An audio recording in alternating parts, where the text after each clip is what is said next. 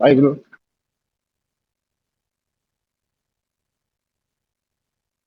Gopal bro, அன்னைக்கு time pass பேசணும்னு கேட்டேன். அந்த ஒரு சின்ன பையன் வந்து பேசுறான், நீங்க தான் பேசிட்டு இருந்தீங்களா? எப்போ ப்ரோ? மலேசியால இருந்து சுட்டி குழந்தைன்னு டைட்டிலோட பார்த்தேன். ஆமா ஆமா, நான் தான் அது. ஓகே. ஆமா ஆமா, நான் நல்லா பேசிட்டு இருந்தீங்க எல்லாரும் சேர்ந்து. ஆமா ஆமா, இருக்கு, ஒரு வருஷத்துக்கு மேலே இருக்கு நினைக்கிறேங்க அதெல்லாம். அதான் நிஜமாவே சின்ன பையனா இல்ல ஏஐ வச்சு வந்திருக்கானா, வாய்ஸ் சேஞ்சர் வச்சு பேசிட்டு இருந்தேன். அவன் வந்து எப்படின்னா நம்ம குரூப்ல ஒரு ஆள் மாதிரி தாங்க அவரு. தெரியுமா உங்களுக்கு அந்த பையனை? இல்ல ப்ரோ, சும்மா அவன் ரேண்டமா தான் அந்த ஸ்பேஸ் வரும்போது தான் பார்த்திருக்கேன் அவனை. அந்த டாக்ஸிக்கா பேசுவான் வந்து. ஓகே. எது ப்ரோ ஆலன் அவரா கேக்குறீங்களா? இல்ல இல்ல ப்ரோ, இது நீங்க இதுல டைம் பாஸ்ல ஷான் ஒரு பையன் வருவான். அவன் வந்து ஆமாமா. விஜய் ஃபேன் அஜித் ஃபேன் நினைக்கிறேன். அவன் வந்து பயங்கரம் ஆப்போசிட் பேசுவான். அது தம்ப்நெயில் வந்து சுட்டி மலேசியா சுட்டி குழந்தை அப்படின்னு போட்டுருந்துச்சு. ஆமா அதான் ஆமா, பார்த்தேன். அன்னைக்கு கோபிநாத்தும் அவங்க எல்லாம் ஒத்துக்காது இருப்பாங்கன்னு நினைக்கிறேன். ஆமா. அந்த ஸ்பேஸ் தான் கோபிநாத் கேங்ஸ்டர் அது.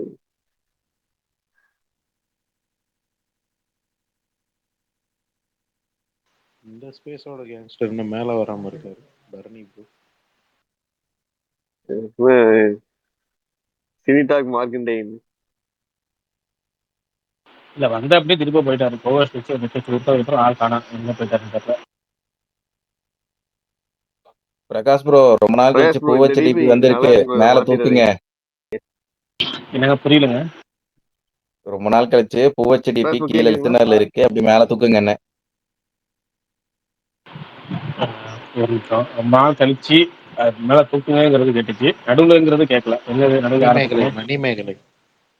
அவங்க மணிமேகலை அவங்கள சொல்றாங்க. ஒரு கமல் ஃபேனா வந்து உங்க கடமையை செஞ்சு விட்டு போங்க. தக் லைஃப்க்கு என்னெல்லாம் பண்ணாங்க மறந்துட்டீங்களா? மணிமேகலை மேல வாங்க. படம் இங்க பார்க்கலைனாலும் பரவாயில்ல, வந்து 4 அடி அடிச்சுட்டு போங்க. மாத்தையா, நல்லா இருக்கீங்களா? கேக்குதா?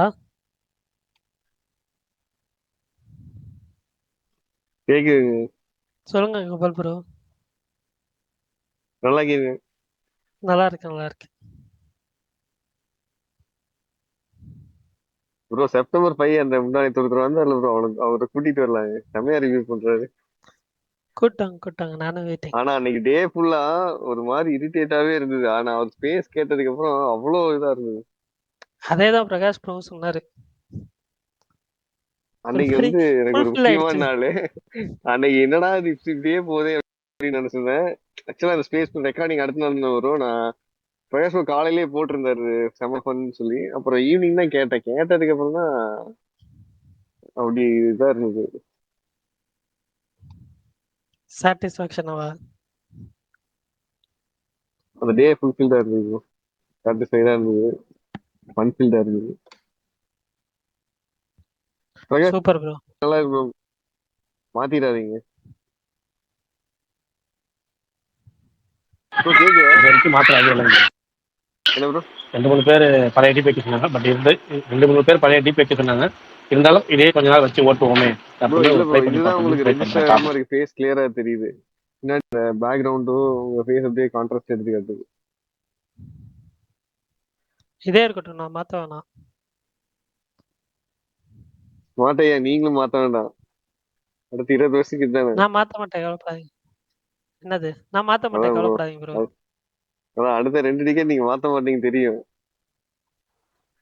2 டிக்கெடா? ஆமா ஆமா, அடுத்து பழைய 2 டிக்கெட்டுக்கு பழைய போட்டோ வச்சிருந்தீங்க. ரைட்டு. ஓகே. இது மிஷன் இம்பாசிபிள் டிஜிட்டல்ல இருக்கு. பரணி இன்னைக்கு அப்டேட்டே சொல்லலை. பரணி அப்டேட் சொல்லுங்க. அதான் ஓகே. சரி, ஒரே நிமிஷம். பாலன் பர்னி அப்படின்ற பர்னி படத்தோட நீங்க அப்புறம் சொல்லுங்க ப்ளீஸ், நான் பேசிட்டு போயிடுறேன். முடியாது. நான் ஃபர்ஸ்ட் அப்டேட் சொல்லிட்டு தான் ஸ்பேஸே ஸ்டார்ட் பண்ணுவேன். அதெல்லாம் முடியாது. எனக்கு அப்புறம் நீங்க உங்க உங்க ஸ்பேஸ்ல இருங்க மணிமேகலை அது ஸ்பேஸோட ரூட்டே அதான். 5 நிமிஷம் கூட ஆகாது. சொல்லப்போனா 2 நிமிஷம் கூட இன்னைக்கு அப்டேட்டே கிடையாது. ஞாயிற்றுக்கிழமை லீவுனால ஒரே நிமிஷம் தான், கரெக்டா டக்குன்னு முடிச்சிருவேன், கவலையப்படாதீங்க. பாலன் அந்த பாய் அந்த ஃபர்ஸ்ட் லுக் போஸ்டர் வந்திருக்கு. மஞ்சுமல் பாய்ஸ் டைரக்டர் தான் டைரக்ட் பண்றாரு. ஆவேஷம் டைரக்டர் தான் இந்த படத்தோட கதை எழுதியிருக்காரு, ரைட்டர் அவர் தான். அதே மாதிரி மாரிசன் அந்த படம் வந்து நெட்ஃப்ளிக்ஸில் August 22 ஸ்ட்ரீம் ஆகுது, கம்மிங் வீக் ஃப்ரைடே. மம்முட்டியோட களம் கவல் அந்த படத்தோட புது போஸ்டர் வந்து ரிலீஸ் பண்ணியிருந்தாங்க. சீக்கிரமாக வந்து தேட்டருக்கு ரிலீஸ் டேட் அனௌன்ஸ்மெண்ட் பண்ணுவாங்கன்னு நினைக்கிறேன். அதேமாதிரி மிஷன் இம்பாசிபிள் இப்போ டிஜிட்டல் அவைலபிளாக இருக்குது, யூஎஸில் ரெண்டில் இருக்குது அமேசான் ப்ரைமில். அதே மாதிரி ஷாஜி கைலாஷ் டைரக்ட் பண்ணுற வரவு அந்த படத்தோட டைட்டிலுக்கு போஸ்டர் வந்து ரிலீஸ் பண்ணியிருந்தாங்க. ஜோஜு ஜார்ஜ் தான் வந்து நடிக்கிறாரு. அதே மாதிரி ரயன் ரெனால்ட்ஸ் அவர் வந்து, அதாவது டெட்புல், அவர் வந்து அவெஞ்சர்ஸ் டூம்டேல வந்து வருவார் அப்படின்னு சொல்லி நியூஸ் வந்திருக்கு. அவ்வளோதான் நினைக்கிறேன். வேற ஏதாவது அப்டேட்ஸ் இருந்துச்சுன்னா சொல்லுங்க, தெரிஞ்சுக்கிறேன்.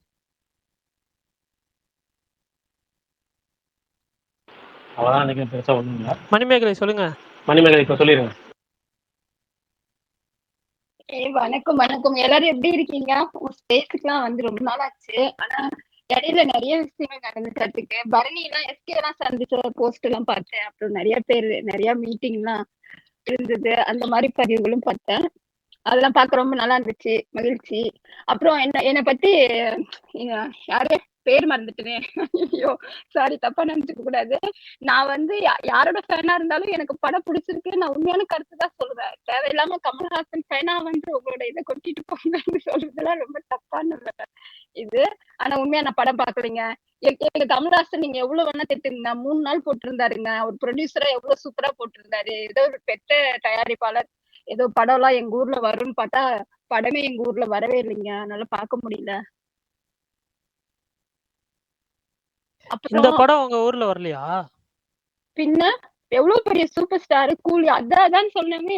எங்க ஊர்ல வரவே வராதுங்க, நீங்க பிரான்ஸ்ல போட்டிருக்கோம், நீங்க போய் பாத்துக்கோங்கன்னு ஸ்டேட்டஸ் வச்சுட்டாருங்க தியேட்டருக்காரு. என்னங்க ஊர் இது? அதுதான் கேக்குறேன். இது வைஷ்ணு கதை திறந்துடுங்க. ஐயோ ஒரு நிமிஷம் இருங்க, மறந்துட்டேன் பாத்தீங்களா சொல்ல வந்தத. அது அந்த மாதிரி எவ்வளவு பெரிய தயாரிப்பாளர், என்ன சன் டிவி அதான் சொன்னாங்க. நான் பேசிட்டு இருக்கேன். அது அந்த மாதிரி இருக்கும், வரவே இல்லை பாருங்க படம். எனக்கு ரொம்ப இதாயிடுச்சு. நான் போய் பார்க்கணும் அப்படின்னு ரொம்ப ஆசையா இருந்தேன். அப்புறம் இன்னொரு நிறைய டைம்ல நிறைய கமெண்ட் ஒண்ணு பார்த்துட்டு இருக்கிறேன். ஒரு விமர்சனம் வந்து படம் நல்ல படத்தை வந்து தடை செய்யாது அந்த மாதிரி எல்லாம் சொன்னாங்கல்ல. அது ஆனா அந்த கருத்துல எனக்கு உடன்பாடே இல்லை. இப்ப எனக்கு ஒருத்தங்களை நான் நடிக்கிறேன், அவங்க எனக்கு அவங்க கருத்துக்கள் பிடிச்சிருக்கு அப்படிங்கும்போது அவங்க அந்த படத்தை பத்தி என்ன சொல்றாங்க அப்படின்னு இருக்கும்போது அந்த படத்தை போய் பார்க்கணும்னு எனக்கு ஒரு ஆசை வரும்ல. அது அது அது வந்து அவங்களோட கருத்துக்கள் நேர்மையா இருக்கும்போது. ஆனா இப்ப நான் பார்க்கும்போதே படங்களை பத்தி ரொம்ப கருத்துக்கள் எனக்கு பிடிக்காத மாதிரிதான் வருது. அதை பார்க்கும்போதும் போய் மெனக்கட்டு படம் பார்க்கணும் அப்படிங்கிற ஒரு ஆர்வமே குறைஞ்சுதான் போகுது. ஆனாலும் படம் வரல, அதுதான் அடுத்த விஷயம்.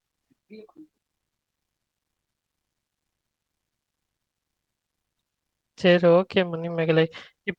அதாவது பரணி, மரகத நாணயம் படத்துல MS பாஸ்கர் உங்களை தெரியுமா என்ன தெரியுதான்னு கேட்டு ஆனந்தராஜ் கேட்பாரு. அதுக்கு ஒரு பெரிய ஒரு கதை சொல்லி உங்களை எனக்கு தெரியல சாரி அப்படிம்பாரு.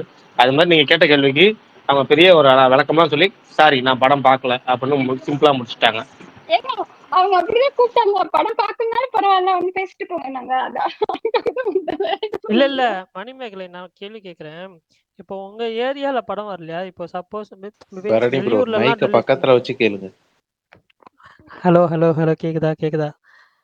உங்க ஊர்ல படம் ரிலீஸ் ஆகலையா? பக்கத்து ஊர்ல ரிலீஸ் ஆயிருக்குல, ஒரு 1 மணி நேரம் டிராவல் பண்ணி போய் பாக்குற மாதிரி, அந்த மாதிரி கூட இல்லையா? நான் 2 தியேட்டர் தான் ஃபாலோ பண்றேன். ஜெர்மன்ல உள்ள தியேட்டரும் இங்க உள்ள தியேட்டரும், அதுதான் எனக்கு நியர்ல இருக்கிறது. ஆனா பிரான்ஸும் போலாம் தான், எல்லாமே பக்கமா தான் இருக்கும். ஆனா அதெல்லாம் எங்க இருக்குன்னே தெரியாது எனக்கு. அதனால நான் அதுக்கான முயற்சியே எடுக்கல. ஒருவேளை நீங்க டாப் டக்கரு ஃபயரு அந்த மாதிரி ஏதாவது சொல்லியிருந்தா முயற்சி எடுத்திருப்பேன். வர விமர்சனம் எல்லாம் பார்க்கும்போது எதுக்கு போயிட்டு காசு கொடுத்து அழுகணும் அப்படின்ட்டு விட்டுட்டேன். இருந்தாலும் ஒரு தியேட்டர் எக்ஸ்பீரியன்ஸா நல்லா இருக்கும். போயிட்டு வாங்க. ஸோ நான் எல்லாமே அப்படிதான் பார்ப்பேன். எனக்கு எனக்கு யாரும் கருத்துக்களை நான் பொதுவா இது பண்ண மாட்டேன். ஆனா ரொம்ப ரிஸ்க் பர்னி. நான் வந்து இங்க இருந்து கிளம்பி அது பிரான்ஸ் எங்க இருக்கு, அந்த தேட்டர் எங்க இருக்கு, பிரைஸ் எல்லாம் கம்மியா தான் போட்டிருக்காங்க. ஆனாலும் தெரியல, பாப்போம். இன்னொரு தடவை வேணா தேடி பாக்குறேன். சரி, ஓகே. சரி, நன்றி நன்றி. நான் எப்பயும் வர மாதிரி நல்ல வேலை 5 நிமிஷம் பேசணும்னு தானே மைக் எடுத்து விட்டுருவீங்க. எனக்கு எடுக்கவே இல்லை. நன்றி. ஏங்க என்னங்க, நாங்க இன்னும் வேணும்னே ரிமூவ் பண்ற மாதிரி பேசிட்டு போறீங்க. சரி, ரைட்டு. இன்னைக்கு புது ஸ்பீக்கர் 2 3 பேர் வந்திருந்தாங்க. ஜூட், அப்புறம் இன்னொருத்தர் வந்து ஆளக்கான ஓடி போயிட்டாரா, புதுசா வந்திருந்தாரு கொஞ்ச நேரத்துக்கு முன்னாடி. ப்ரோ இது பேசலாம் என்ன சொல்றாங்கன்னு ஒரே ஜூடு நிமிஷம் கேட்கலாம். வாயை விஷால் ப்ரோட்ட திறந்தா மட்டும் பேசிக்கிறேன். ஸ்பேஸே கலேபரமாயிரும். விஷால் ப்ரோட்ட மட்டும் உங்களுக்கு பேசிக்கிறேன். புரியல. விஷால் ப்ரோ இருக்கீங்களா? கேளுங்க உங்க பரணி அண்ணன், உங்க விஷால் ப்ரோ பரணி கிட்ட தெரியுங்க. கேக்குறேன்னாரு. ஏங்க நீங்க வேற பிரகாஷ் சார் bro. வணக்கம் சார், சொல்லுங்க சார். சரி, அது எனக்கு அண்ணனை பத்தி பேசுறதுதான். ஏங்க விஷால் ப்ரோ, சொல்லுங்கய்யா. ஏங்க ஒரு வாரத்துக்கு முன்னாடி யாரோ பரணி ப்ரோ திட்டங்காட்டி கோபாலகிருஷ்ணன் கேட்டீங்களே பேசல. ஏங்க ஏங்க ஏங்க அது சும்மா விளையாட்டுக்கு ஏங்க தாயார. இல்ல ஓகே நான் பண்ணதான் சொல்றேன். அண்ணனோட வயசு தெரிஞ்சதுக்கு அப்புறம் அண்ணன் மேல மரியாதை ஜாஸ்தி ஆயிருச்சு. அதனால அவரை அவர்கிட்ட பத்தி பேசுறத டெய்லி நினைச்சு குறைச்சுக்கிட்டீங்களா? சாமி கும்பிடலாம் ஆயிடுச்சேன். இல்லங்க மரியாதையை மட்டும்தான் பேசுறது இப்போ. இல்ல, நல்ல விஷயம் தான். மரியாதை எப்பயும் இருக்கிறது நல்ல விஷயம் தான். வெளில சொல்ல மாட்டாரு. கொஞ்சம் பார்த்தா பிரகாஷன் அன்னைக்கே அண்ணன் தான்றாங்க. அது மாதிரி தகவல்லாம் வெளில வருது. ஏங்க அதைத்தானே அன்னையிலே ஏங்க சொல்றேன். சுகுமார் ப்ரோவோட பெரியவருங்கிறாங்க, எனக்கு புரியல. அதுவும் பாருங்க, எனக்கும் புரியல. அதுவும் இந்த இந்த குழந்தையோட உலகத்தை பாருங்க. வெறும் கேமு, படங்கள் அப்படின்ட்டு எவ்வளவு சந்தோஷமான ஏங்க சுபிக்ஷமான ஒரு அது உலகமா இருக்கு. எதுக்காகனா இப்ப வந்து நம்மளும் ஜென்சி அப்படின்னு காட்டிக்கிறதுக்காக ஏதோ சில வேலைகள் செய்யணும். ஒரு நிமிஷம் கோபாலகிருஷ்ணன் ப்ரோ, நான் ஒரு விஷயம் சொல்றேன். இப்போ சொல்லுங்க ப்ரோ. நான் வந்துட்டு நேத்து நைட்டு ஸ்பேஸ்ல பேசும்போது சொன்னேன். ஸ்பேஸ் முடிஞ்சு நைட்டு ஒரு 2:30 3 மணி வரைக்கும் கேம் விளையாண்டேன். காலையில எந்திரிச்சு 8 மணில இருந்து ஒரு 2:00 வரைக்கும் கேம் விளையாண்டேன். அதுக்கப்புறம் டாப் குக் டூ பார்க்கறதுக்காக. அதுக்கப்புறம் டாப் குக் டூ குக்கு, கொக்கு வித் கோமாளி இதெல்லாம் பார்த்துட்டு இருக்கேன். இதெல்லாம் நான் ஜென்சில வருவேன். எனக்கு புரியவே இல்லை. எனக்கு கேம் பிடிக்கும், நான் விளையாடுறேங்க. அதாங்க எங்க பெரியப்பாவே கேம் விளையாடுவாரு பண்ணை டெய்லி. ப்ரோ, டிசிடிசி நல்லா இருந்துச்சா? பாசன் பாஸ்கர்ல தம்பி கொஞ்சம் படிக்கணும், கொஞ்சம் செய்யணும்பா அப்படின்னு சொல்ற ஏங்க மாதிரி. ப்ரோ கேம் விளையாண்டேன், படம் பார்த்தேன், சீரிஸ் பார்த்தேன், படம் பார்த்தேன், கேம் விளையாண்டேன். இதை சொல்றாரு தவிர நடுவுல வேற ஏதாவது ஏங்க சொல்றாரான்னு பாக்குறேன். பிரகாஷ் ப்ரோ எங்க இல்ல அண்ணன் இல்ல இன்னும் பிரகாஷ் படிச்சிருக்காரு நினைச்சிட்டீங்களா? இல்ல இல்ல அவரு அவருக்கு படிச்சு தெரியும். அவருக்கு இல்ல இல்ல அவருக்கு தெரியும். பிரகாஷ் ப்ரோக்கு இல்ல தெரியும். அதுக்கு நடுவுல இன்னொன்னு வேற. சரி, ரைட் விடுங்க. ஏன்னா சிவகார்த்திகேயனை பத்தி தப்பா சொன்னா கூட விட்டுருவாரு, சிவகார்த்திகேயன் படங்களை சொன்னா கூட விட்டுருவாரு, கேமை பத்தி தப்பா சொன்னா கூட விட்டுருவாரு. ஆனா அவர் வயசை பத்தி கேட்டீங்கன்னா பெரிய விளக்கம் கொடுத்துருவாரு. அதனால அதை விட்டுருங்க, அதை பத்தி பேச வேணாம் இனிமேல். இந்த இல்ல இந்த இல்ல சட்டை மறந்துடணும். அவரு இந்த சட்டை கிடையாது. இல்ல எனக்கு ப்ரோ வயசு பத்தி பிரச்சனை இல்ல. நான் அவர் என்ன பிரகாஷ் சொல்றேன்னா ப்ரோ இவர் ஜென்சி அப்ப கூட அவரும் அதை கலக்கணும்னு பண்ணாம நினைக்கிறான்னு இருக்கணும். சொல்றேன். நேத்து என்ன பண்ணாருன்னா, நான் கிடைக்கும் போதெல்லாம் என் வயசு துணிப்பு அப்படிங்கிற மாதிரி யார்ட்டையும் நான் சின்ன பையன் ரெஜிஸ்டர் பண்ணிட்டே இருந்தாரு. அதனாலதான் ப்ரோ. ஏங்க கோபாலகிருஷ்ணன் ப்ரோ, அதெல்லாம் எனக்கு இல்ல. நீங்க நான் ஜென்சி கூட கலக்கணும்னு நினைக்கிறேன்னு சொன்னீங்களா, அதுக்காக தான் நான் சொன்னேன். வேற எதுவும் கிடையாது. அதே மாதிரி வந்துட்டு பிரகாஷ் ப்ரோக்கு தெரியும் நான் என்ன ஒர்க் பண்றேன் என்னன்னு சொல்லிட்டு. எனக்கு வந்துட்டு என்ன ஒரு நாள்ல மேக்ஸிமம் ஒரு 1 ஹவர் தான் ஒர்க் இருக்கும். அவ்வளவுதான். அதாங்க அவ்வளவு எக்ஸ்பீரியன்ஸ். அவ்வளவு எக்ஸ்பீரியன்ஸ் எக்ஸ்பீரியன்ஸ் கிடையாதுங்க. கம்மியா இருக்கிறவங்க 8 ஏங்க மணி என்ன நேரம் பண்ற எல்லா வேலையை. கம்பெனில போய் கையெழுத்து போட்டு வந்துருவீங்களா? இல்ல புரியலையே, 1 ஹவர் தான் ஒர்க்கா? ஏங்க இப்ப எங்க பெரியப்பா எப்படின்னா விஷால் ப்ரோ, 8 மணி நேரத்து வேலையை ஒரே மணி நேரத்துல முடிச்சிடாரு. அந்த மாதிரிதான் நம்ம ஸ்மார்ட் ப்ரோ. ஆனா ஆனா எனக்கு இருக்கிற வேலையே 1 மணி நேரம் தான். 1 மணி நேரம் வேலையை 1 மணி நேரத்துல முடிக்கிறவன் தான் நானு. 8 மணி நேரம் ஏங்க வேலையை 10 கம்பெனி கார்ல ஏறி போய் இறங்கி ஒவ்வொரு கம்பெனிலயும் செக்லயே டாக்குமெண்ட்ல சைன் பண்ணிட்டு வந்தா முடிஞ்சு, அவ்வளவுதாங்க. புரியல விஷால் ப்ரோ. ஒரு நான் திருட்டு இங்க அஜித் இங்க ப்ரோ 10 கம்பெனிக்காரங்க ஆபீஸ் ஐயா வர வச்சு சொன்னது ஒட்டுக்கா போட்டு அஜித்துங்கய்யா. கொடுத்துருவாரு. ஏங்க ஒரு ஏஜுக்கு அப்புறம் சரி யாரு பரணி ப்ரோ, பேசினாலும் ஒரே மாதிரி தான் டிசிடிசி நல்லா கேட்கணும் ப்ரோ. இருந்துச்சா? விஷால் ப்ரோ இதெல்லாம் நீங்க குற்றம் ஒரு நிமிஷம் சொல்லக்கூடாது. சொல்றேன். அஜித் பல்டன் ப்ரோ, ஃபர்ஸ்ட் எபிசோடு தான் ஓகே, டீசெண்டா இருந்துச்சு. ஆனா வந்து ஓகே, நான் டவுன்லோட் பண்ணணும், அதுக்கு தான் கேட்டேன். நெக்ஸ்ட் வீக்ல இருந்து சாட்டர்டே அண்ட் சண்டே போடுறாங்க. ஸோ பழைய ஃபார்மேட் எதிர்பார்க்கலாம்னு தோணுது. ஓகே, ஏன்னா நீங்க டவுன்லோட் போட்டு விட போறேன். இப்பதான் இது குக்கித் கோமல 2 எபிசோட டவுன்லோட் போட்டுட்டேன், அதனாலதான். Okay okay. இல்ல ஆல்ரெடி சொல்லியிருக்கேன். அது நல்லா போன என்னோடது மாதிரி வந்து யாராவது பாக்குறீங்களா? நான் பாக்குறேன் ப்ரோ. நல்லா இருக்கு ப்ரோ, பரவாயில்ல. நல்லா இருக்குன்னு எனக்கு ஓகேவா தான் இருக்கு. சும்மா அங்கங்க ஃபன் மூமெண்ட்ஸ் இருக்கு. குரேஷி இவங்கலாம் இருக்கிறதுனால. குரேஷி டைமிங் நல்லா இருக்கு. ஆமா ஆமா, உண்மையிலே. உங்களை தவிர மத்தவங்கள ஒரு அளவுக்கு பரவாயில்ல. புகழை பத்தி பேசினா பிரகாஷ் பிறகு டென்ஷன் ஆயிடுவாரு. பர்னி இப்ப எந்த ஊர்ல செட்டில் ஆயிருக்கீங்க? தமிழ்நாடு வந்துட்டீங்கல்ல? ஆமா ப்ரோ. 10 தடவை கேட்டாங்க அந்த விஷயத்துல, நீங்களே 2 தடவை இல்ல இல்ல கேட்டீங்க. டெய்லி யாராச்சும் குத்தி காய்க்கணும்ல. இல்ல, நான் ரொம்ப நாள் கழிச்சு இப்பதான் இந்த கடந்த 2-3 நாளா தான் வரேன். அதாவது எல்லாரும் கேட்டாங்க, அதை நான் கேட்டேன். ஆனா நான் என்ன கேட்கலங்கிறதால இப்ப கேட்கறேன். ஏங்க இப்ப கேட்டுருங்க. அண்ணனோட ஃபேன் கிளப்ல அரசியல் போக ஒருத்தது. நான் ஃபர்ஸ்ட், அதுக்கப்புறம் ஓகே ஓகே. அவர் வந்து தமிழ்நாட்டுல நாமக்கல்ல குடியிருக்கிறாரு இப்போதைக்கு. ஒரு அன்டிஸ்கவர்டு ரிலேஷன். இல்ல இந்த வாட்டில அவர் அந்த அந்த மாதிரிலாம் கிடையாது. அவர் எப்பயாவது போனாதான் அது. இப்போ ஒரு நாமக்கல்லையே தான் இருக்கிறாரு. ஓகே. ஆமா, full and full Namakkal. Okay, வேற என்ன ஸ்பெஷல்? இப்போ மற்றவங்களாம் இந்த வாரம் வந்த எல்லா படங்களையும் பார்த்துக்கலாம். கூலி பார்ட் 2, அதுக்கப்புறம் ஓடிடி ரிலீஸ் எல்லாத்தையும் பார்த்தீங்கன்னா, இந்த நம்ம பரணி என்னமோ இந்த அரபிக் கடலே என்னமோ வந்து அது என்ன நல்ல சீரியஸா படமா, அது நல்லா இருக்கா எப்படி? என்ன இருங்க கதை? ஒரு நிமிஷம். பிரகாஷ் bro, ஒரே பர்னின்றவர் நிமிஷம் தான். bro, சொல்லிக்கிறேங்க. ஒரே கொஸ்டின். இந்த பர்னி அவர் இந்த PR3 கார்மெண்ட்ஸ்னு வருது, நீங்க தானே அது? நீங்க புரியல. இந்த இல்ல PR3 இல்ல, ஆ எனக்கு அந்த என்ன சொல்றீங்கன்னே புரியல. இல்ல நீங்க இந்த அதை PR பார்த்திபங்க, PR3 ஒரு பரணி. ஓகே ஓகே, நான் அவர் தான் நினைச்சிட்டேன். சாரி. ஏங்க அவருக்கு வயசு கம்மிங்க, 25 இவர் வந்து எஸ்கே மார்க்கெட்டிங் டீம் ஹெட். நீங்க அதை பத்தி ஏதாவது கேட்கறதா கேட்கலாம். இல்ல ஒரே விஷயம் சொல்லிட்டு போயிடுறேன் நானு. நான் ஆக்சுவலா இந்த படத்தை 2 நாளா வேற மாதிரி பார்த்து நினைச்சிட்டு இருந்தேன். இன்னைக்கு அந்த ஆர்ட் டைரக்டர் சதீஷ்குமார்னு அவரு வீடியோஸ் பார்த்துருந்தேன் யூடியூப்ல. அப்பதான் தெரிஞ்சது அந்த படத்துல எவ்வளோ எஃபர்ட் போயிருக்கு சயின்டிஃபிக்கா அப்படின்னு. டெஸ்லா காயில்னு ஒரு பத்தி சொல்லிட்டு இருந்தாரு அது. அதனால தான் அவங்க வந்து அந்த சேரை டிசைன் பண்ணதே வந்து அந்த பிரின்சிபல்ஸ்ல தான் பண்ணியிருக்காங்க. அவங்க அந்த காப்பர்ல தான் பண்ணியிருக்காங்க அவங்க. அதனால தான் அப்படிதான் பண்ண முடியுமா அந்த சேரை. அதை பத்தி சொன்னாரு. அப்புறம் இந்த படம் 80% வந்து செட்ல தான் எடுத்திருக்கோம். அது வந்து அந்த எதுக்கு அந்த கிங் பின் வச்சிருக்கோம், எதனால வந்து மேன்ஷன்ல வந்து பிரிட்ஜ் போட்டிருக்கோம், நிறைய சொன்னாரு. அது அப்புறம் தான் தெரிஞ்சது அந்த படத்துல எவ்வளோ எஃபோர்ட் போயிருக்குன்னு. ஆனா அதெல்லாம் நம்ம தெரியாமலே நிறைய நானும் பண்ணிட்டேன் நானு. அதனால இனிமே நெக்ஸ்ட் படம் பார்த்து தான் பண்ணணும் போல இருக்கு. நிறைய எஃபோர்ட் போயிருக்கு இது. ஸோ அது மாதிரி இல்ல அவர் என்ன சொன்னாலும் சொல்லுங்க. நம்ம என்ன என்னமோ சொல்லியிருக்காருன்னு இல்ல சொல்றீங்கல்ல, நம்ம என்ன ஸ்பாயிலர் ஆல்ரெடி பேசிட்டோம்னால என்ன சொன்னாருன்னு இல்ல நாமளும் நம்ம வெளியில தெரிஞ்சுக்கோங்களேன். உள்ளவங்க எல்லாம் என்ன சொல்றாங்க, காயலான் கடையெல்லாம் சேர் வாங்கியிருக்கோம்னு சொல்றாங்க. அவர் அது வருத்தப்பட்டாரு. அது வந்து ஒரு கஷ்டப்படுற ப்ரொஃபஸர் ஒருத்தர் வந்து இல்ல ஒரு எம்ப்ளாயி வந்து பண்ணும்போது எப்படி பண்ணுவாங்க சொல்லுங்க? அவங்க வந்து எக்ஸ்பென்சிவா பெருசா எலக்ட்ரானிக் ஐட்டத்தோட பண்ண முடியாது இல்லையா? அவங்க சின்ன லெவல்ல தான் செட்டப் இருக்கும். அந்த மாதிரி இருக்கிறதுனால அந்த சேர் அப்படிதான் இருக்கும் அது இல்லையா? ஒரு ப்ரிமிட்டிவா தான் இருக்கும். ஒரு ஏர்லி ஸ்டேஜஸ்ல ஒரு ஆள் ஷேர் பண்ணா எப்படி இருக்கும்? இப்படி ஓட்ட வச்சு. அதனால தான் அந்த ஷேர் அப்படி இருந்துச்சு அப்படின்றாரு அவரு. அது கூட அந்த லாஜிக் கரெக்டா தான் இருந்துச்சு. அவரு கஷ்டப்படுற ஒரு சத்யராஜ் ஃபேமிலி வந்து ஒரு பண்றாங்கன்னா எப்படி இருக்கும்? கரெக்டா தான் இருந்துச்சு அது.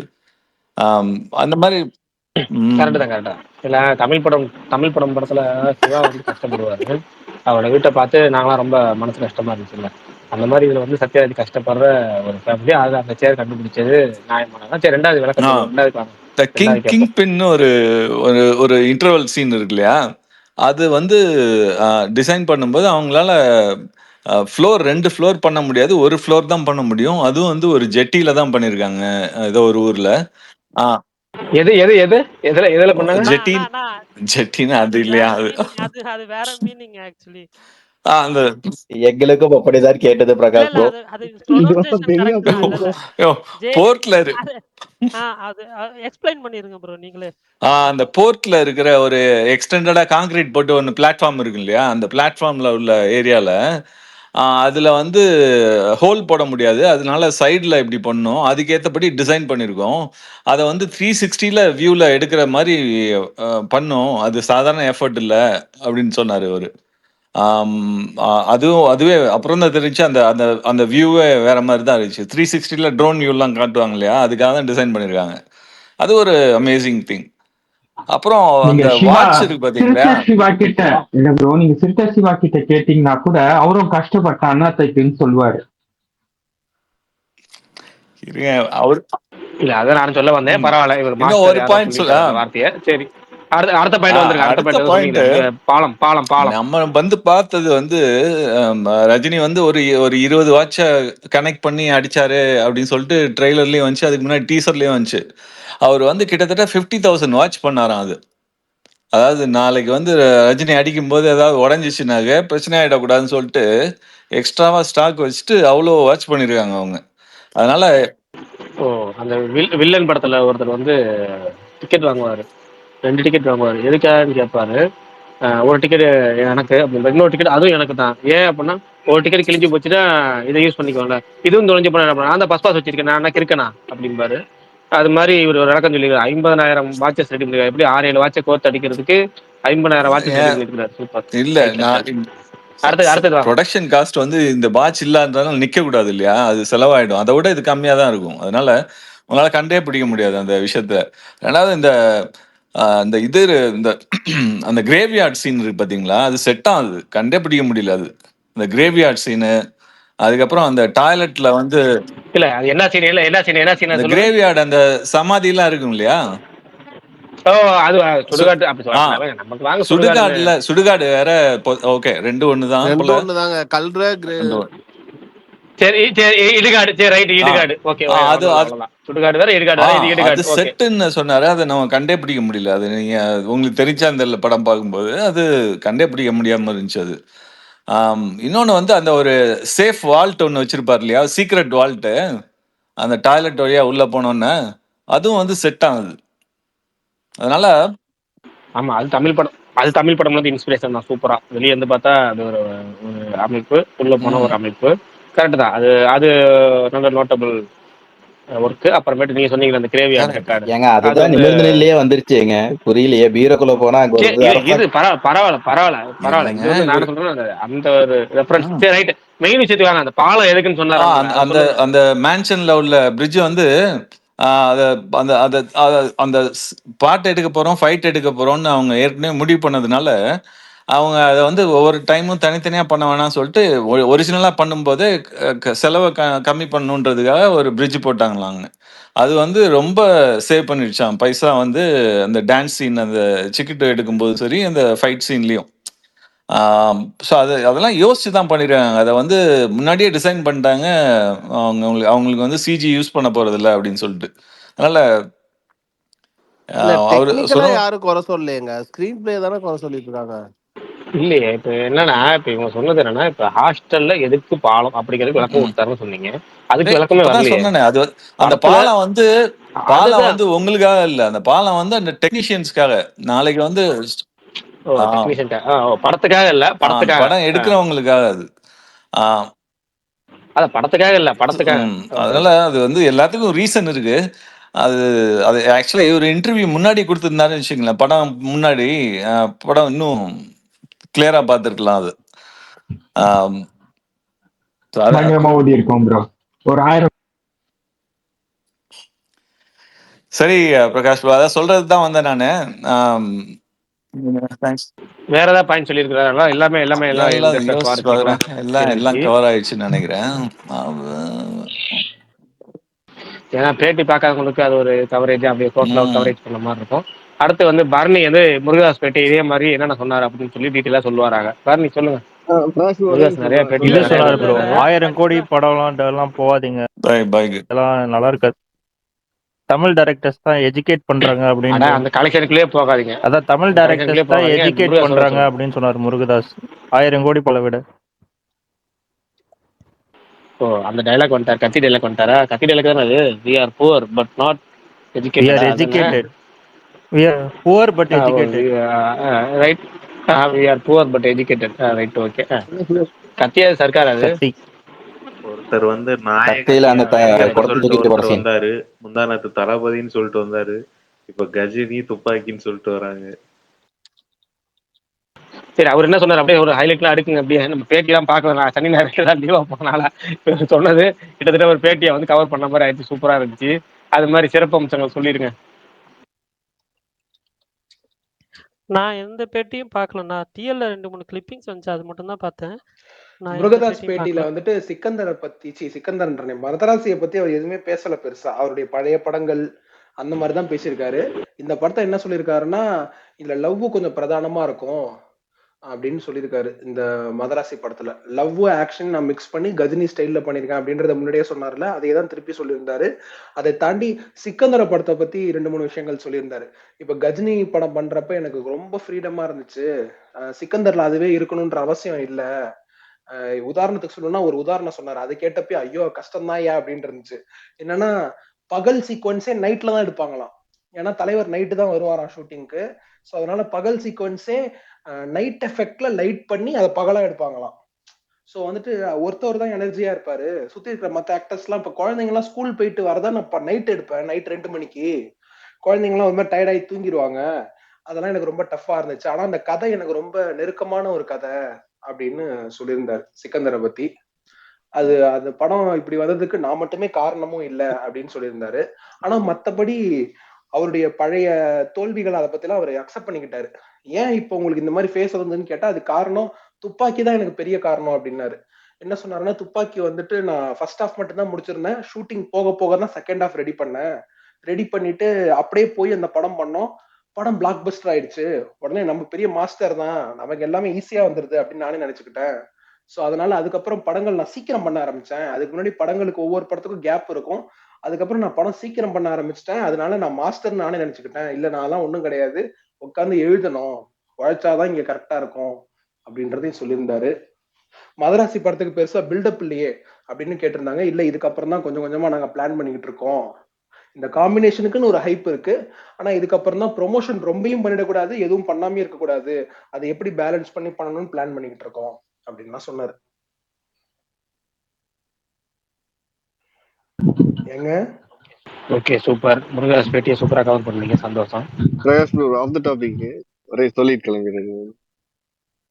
சொல்லுங்க ப்ரோ நம்மளுக்கு கூலி நம்ம லாஜிக் ஓவரா பாக்குறங்காட்டி பிளஸ் நம்மளுக்கு இந்த லேக் எல்லாம் பிடிக்கல. ஆனா இப்ப நானும் அம்மா தான் ஃபர்ஸ்ட் போனேங்க. அம்மாக்கு அவன் படம் ரொம்ப பிடிச்சிருந்தது. அந்த ஏஜ் இருக்காங்க எல்லாத்துக்குமே. அப்பெல்லாம் லாஜிக்லாம் பார்த்தனால நமக்கு படம் பிடிக்கலாம் கிடையாது. நமக்கு வந்து நம்ம நிறைய படங்கள் பார்த்துட்டோம். நமக்கு வந்து படம் என்டர்டைன்மெண்ட் பண்ணுதா, அதுல ஏதாவது கொஞ்சம் புதுசா இருக்கா, பெரிய டேரக்டர் நம்ம கொஞ்சம் பெருசா எதிர்பார்ப்போம். அவ்வளவுதான். அது இருக்கா இல்லையா நம்ம பார்ப்போம். அவ்வளவுதான். மற்றவங்க எதுவுமே இல்லாம ஜஸ்ட் ரஜினி படம் பார்க்க வரவங்க அதை என்ஜாய் பண்ணிருக்கலாம். அவ்வளவுதான். அம்மா வந்து ஜஸ்ட் ரஜினி படம் பார்க்க வந்திருப்பாங்க. நீங்க பல படங்கள் பார்த்துட்டு வந்து பல லாங்குவேஜ் படம் பார்த்துருப்பீங்க. ரெண்டாவது லாஜிக் இல்லாது இந்த சினிமாட்டிக் நேரத்துல பேசும்போது கூட சொல்லிட்டு இருந்தாங்கல்ல, ஒன்னே ஒண்ணுதான். படம் பார்க்கும்போது எதுவுமே தெரியாம இருந்தா அது சினிமாட்டிக் லிபரல். படம் பார்த்துட்டு இருக்கும் போதே அது லாஜிக் மிஸ்டேக் கனெக்ட். அதாவது படம் பார்க்கும் போதே லாஜிக் மிஸ்டேக் தெரிஞ்சுன்னா அது லாஜிக் மிஸ்டேக். படம் பார்க்கும்போது நம்ம லாஜிக் மிஸ்டேக்லேயே தெரியாம நம்ம விட்டுட்டோம்னா அது லாஜிக் மிஸ்டேக் இல்லை, சினிமாட்டிக் லிபரட்டி. அவ்வளவுதான், வேற ஒண்ணுமே இல்லை. அந்த டாபிக்ல சொல்லணும்னு நினைச்சிட்டு இருந்தேன், அதை விட்டுட்டேன். அவ்வளவுதான். மற்றபடி நமக்குலாம் அது சினிமா லாஜிக்கே கிடையாது. படம் பார்க்கும்போது நமக்கு எதுவும் தெரியக்கூடாது. நம்ம படம் அடிச்சு ஊற்றி போயிட்டே இருக்கணும். படம் நல்லா இருந்துச்சுல்ல, அது வெளியே வந்ததுக்கு அப்புறம் வேணா யாரா சொன்னதுக்கு அப்புறம் ஓ அப்படியா இருக்கலாம், அது போட சினிமா தானே அப்ப நம்மளே கடந்து போயிடும். அப்படி இருந்தா நம்ம ஜாலியா என்ஜாய் பண்ணிட்டு போயிடும். நம்ம படம் பார்த்துட்டு இருக்கும் போதே உங்களுக்கு 1008 கேள்விகள் எழுப்பிட்டு இருக்க கூடாது படம். அவ்வளவுதான், வேற ஒண்ணும் இல்ல. அதான் ப்ரோ அந்த ஏஜுக்கு அது பெருசா தெரியல. அதான் சொல்றேன். ஃபேமிலி ஆடியன்ஸுக்கு எப்பவுமே நம்ம யார் படம் பார்க்க போறோம்னு தெரியும். என்ன படம் பார்க்க போறோம் அடுத்த விஷயம். ரஜினி படம், அஜித் படம், விஜய் படம், சிவகார்த்திகேயன் படம், தனுஷ் படம், இப்படிதான் நடிகர்கள், சூர்யா படம், இப்படிதான் போறது. படம் வந்து ஹீரோ படங்கள் போறது. அவ்வளவுதான் ஃபேமிலி ஆடியன்ஸ்ல. அதுல முக்கியமா ஒரு லீவ் நாள் தொடர்ச்சி வந்திருக்கு, ஒரு யார் படம் வந்திருக்கு அப்படின்னு கேட்பாங்களே தவிர என்ன படம் ஓடிட்டு இருக்குலாம் கேட்க மாட்டாங்க. ரஜினி படமா, அஜித் படமா, விஜய் படமா, சூர்யா படமா, தனுஷ் படமா, யார் ஹீரோ, சிவகார்த்திகேயன் படம், இப்படி கேட்டுதான் அதுக்கு தான் போற ஆடியன்ஸ் நம்ம ஃபேமிலி ஆடியன்ஸ். அது இல்லாம பேய் படம் ஏதாவது ஓடுச்சுன்னா போயிடுவாங்க தேட்டருக்கு. பேய் படம் பயங்கரமா இருக்குப்பா அப்படின்னா போயிடுவாங்க. அவ்வளவுதான். ஆனா ஆர்ஜே விஷால் ப்ரோ சிம்பு படமானு கேட்கவே முடியாது. ஏன்னா சிம்பு படமே கொடுக்க மாட்டாரு ப்ரோ. இல்ல அது படம் கொடுக்க மாட்டாரு. அதான் நம்மளோட நேற்று போட்டிருந்தாரு. எல்லாரும் வந்து செலவு பண்ற மிச்சம் பண்ணா சிம்பு பேனா மாறுங்கயா, அழகா ஜாலியா ஜம்முன்னு இருக்கலாம், படமும் வராது, படத்தை பத்தி கவலையும் கிடையாது, நம்ம படம் 2 வருஷத்துக்கு ஒரு தடவை இல்ல 4 வருஷத்துக்கு ஒரு தடவை செலவு போட்டு நிம்மதியா இருக்கலாம் அப்படின்னு போட்டிருந்தாரு நம்ம குரூப்ல. அதான் பூஜை போட்டாங்களே ப்ரோ, ஆரம்பிக்கலையா? வேணா விடுங்க, அந்த டாபிக் போவேன். பூஜை படத்தான் போடுறாங்க, அடுத்தது போவோம். பிரகாஷ் ப்ரோ, இந்த பிளிங்க்னு ஒரு படம், அந்த படம் அது நல்ல படமா ப்ரோ? பிரின்ஸா பிளிங்கா? பிளிங்க்னு சொல்லிட்டு ஒரு படம், டைம் லூப் படம், டைம் டிராவல். தெரியல, நான் பார்த்தனா இருக்கா இல்லையான்னு தெரியல. நல்லா பரணி இருக்கும் என்ன ப்ரோ, படம் கொஞ்சம் சூப்பரா பாருங்க. இருக்கும். கன்னட ஃபிலிம் தானே அது? கன்னடா ஆமா ப்ரோ, ஃபிலிம் ஆமா சூப்பரா ஆமா. இருக்கும். கன்னட அப்படி கன்னடா சொல்லுங்க. நம்ம ஃபாரின் படம் நடிச்சிட்டு போவோம். நம்ம ஏங்க அந்த படத்துக்கு ரிவ்யூ போட்டு அந்த படத்துக்கு பயங்கரமா ப்ரொமோஷன் பண்ணி அந்த தயாரிப்பாளர் நம்ம ஸ்பேஸ் வரைக்கும் நன்றி சொல்லிட்டு போனார். நம்ம ஸ்பேஸ்ல அந்த படத்தை பத்தி பேசுறதுக்கெல்லாம் நன்றி சொல்லிட்டு போனார். வந்து தயாரிப்பாளர், டைரக்டர் எல்லாமே நல்லா இருக்கும். பாருங்க டைம் லூப்பு, நல்லா அது இருக்கும். ஒரு வித்தியாசமான டைம் லூப்னு சொல்றத விட ஒரு வித்தியாசமான ஒரு படம். பாருங்க, நம்ம என் டைம்லயே ரிவ்யூ இருக்கும்னு நினைக்கிறாரு. திடீர்னு சில நேரம் படம் பேர் ஞாபகம் வர மாட்டேதுங்க. எல்லா லாங்குவேஜிலும் கலந்து கட்டி பார்த்துருக்கனால ஒன்றும் புரிய மாட்டேது. அந்த பிளிங்க் நல்லா இருக்கும், நீங்க பாருங்க. மொதல் ஒரு 10 நிமிஷம் டென்ஷன் ஆகும், அது வேணா உண்மைதான். ஆனா அந்த 10 நிமிஷம் நீங்க நல்லா நுணுக்கமா கவனிக்கணும். அதோட படம் நல்லா இருக்கும். நீங்க பாருங்க, பார்த்துட்டு சொல்லுங்க. ஓகே நம்ம பல படம் ஹாலிவுட்ல அது மாதிரி ஓகே பார்த்துருக்கோம். தமிழுக்கு நம்ம தமிழ் ஆமா. டப்பிங்ல புதுசா, சாரி தமிழுக்குன்னு சொல்றோம், கன்னடம். கன்னட படம். சவுத் நம்ம இந்தியாவுக்கு அது ஓகே புதுசு, ஓகே நல்லா ஓகே. இருக்கும்.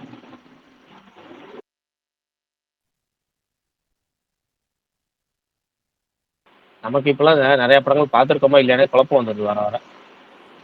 யாராவது ஏதாவது போஸ்டோட வந்தாலும் தெரியுது. படம் பேர் என்ன, பிளிங்கா? ஆமா ப்ரோ, பிளிங்க். ஆமா, பிளிங்க் கன்னட படம்.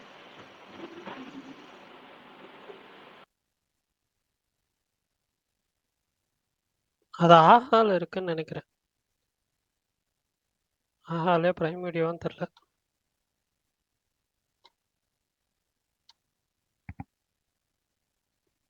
பிரைம் போல இருக்கு, பிரைம்.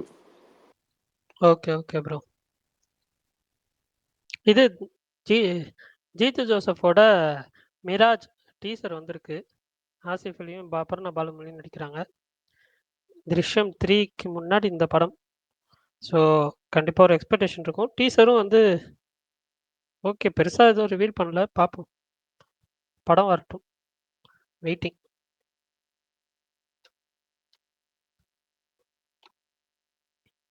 இவர் திருஷ்யம் 3 எப்படி கொண்டு போறாருன்னு தான் கொஞ்சம் பயமா இருக்கு.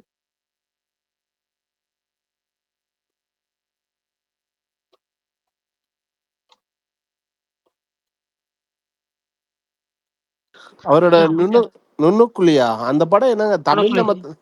தமிழ்ல மாத்திரம் இல்ல, மத்த எல்லா லாங்குவேஜையும் போட்டு வச்சிருக்காங்க. அப்படியா? ஆமாங்க, டப்பிங்ல இருக்கு, தெலுங்கு தான் இருக்கு. அது எந்த ஓடிடி?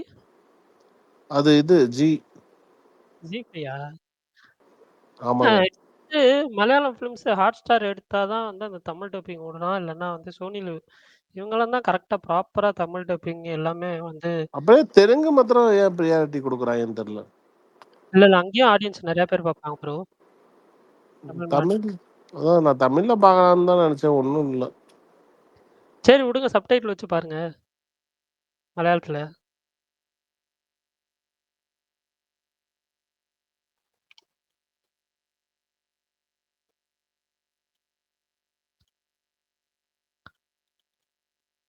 அந்த இது ஜானகி யாரை கூப்பிட்டீங்க? அஜித் பல்டான் இல்ல, ஸ்பீக்கர்ல எஸ்ஆர்எஸ்னு ஒருத்தர் இருக்காரு, அவர் வாய்ஸ் கேட்டீங்கன்னா நீங்க ஷாக் ஆயிருங்க. அதுக்காக. ஏன்? தோழராதியோட வாய்ஸ் மாதிரி இருக்கும். Okay okay.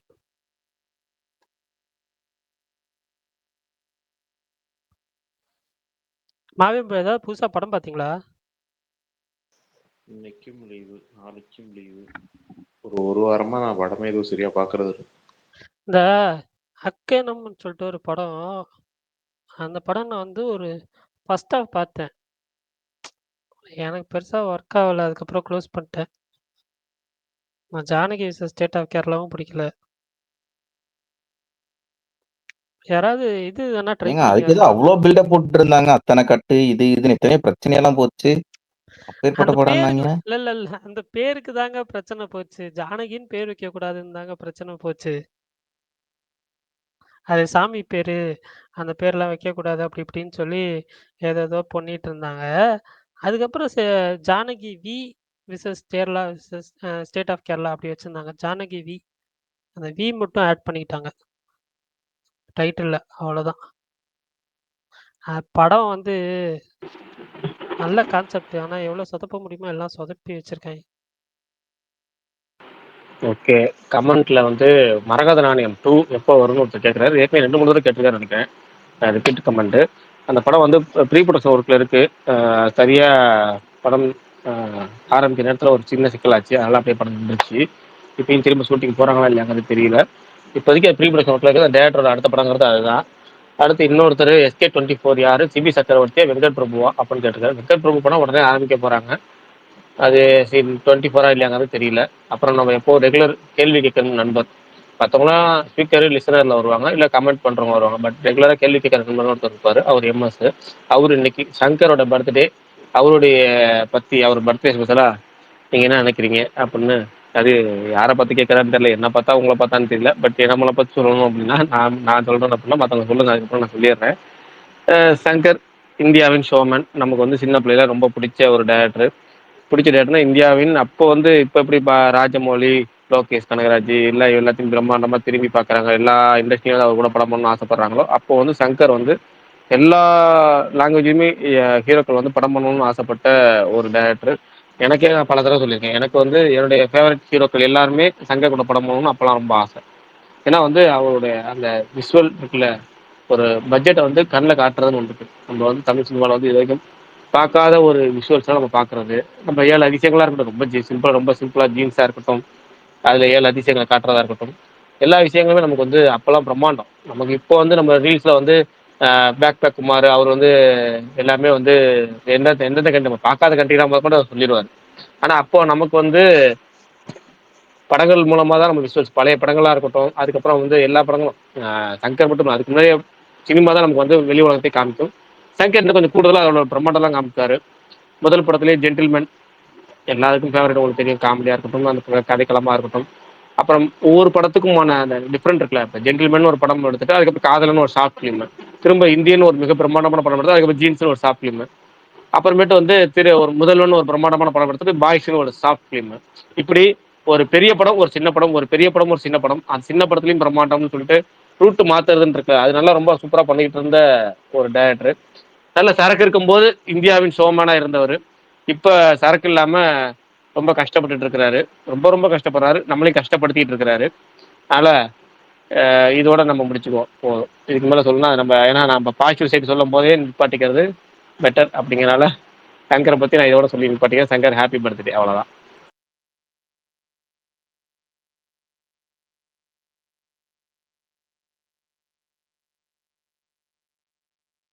Bro STR Vetrimaaran promo எப்போ வருது ப்ரோ? படம் எடுக்கிற மாதிரினா ப்ரோமோ வந்துடும். இப்போ படம் எடுத்தியா ப்ரோ? காசு எப்போ தருவீங்க? பணம் வரும்போது தருவோம். பணம் எப்போ வரும்? காசு தரும்போது வரும்.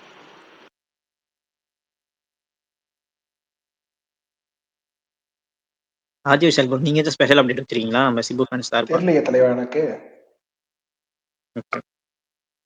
உங்க பெரிய ஃபேன் ப்ரோ ஆஜி விஷால் ப்ரோ. நன்றி தலைவா. யார் பேசுறது? ஜூடா?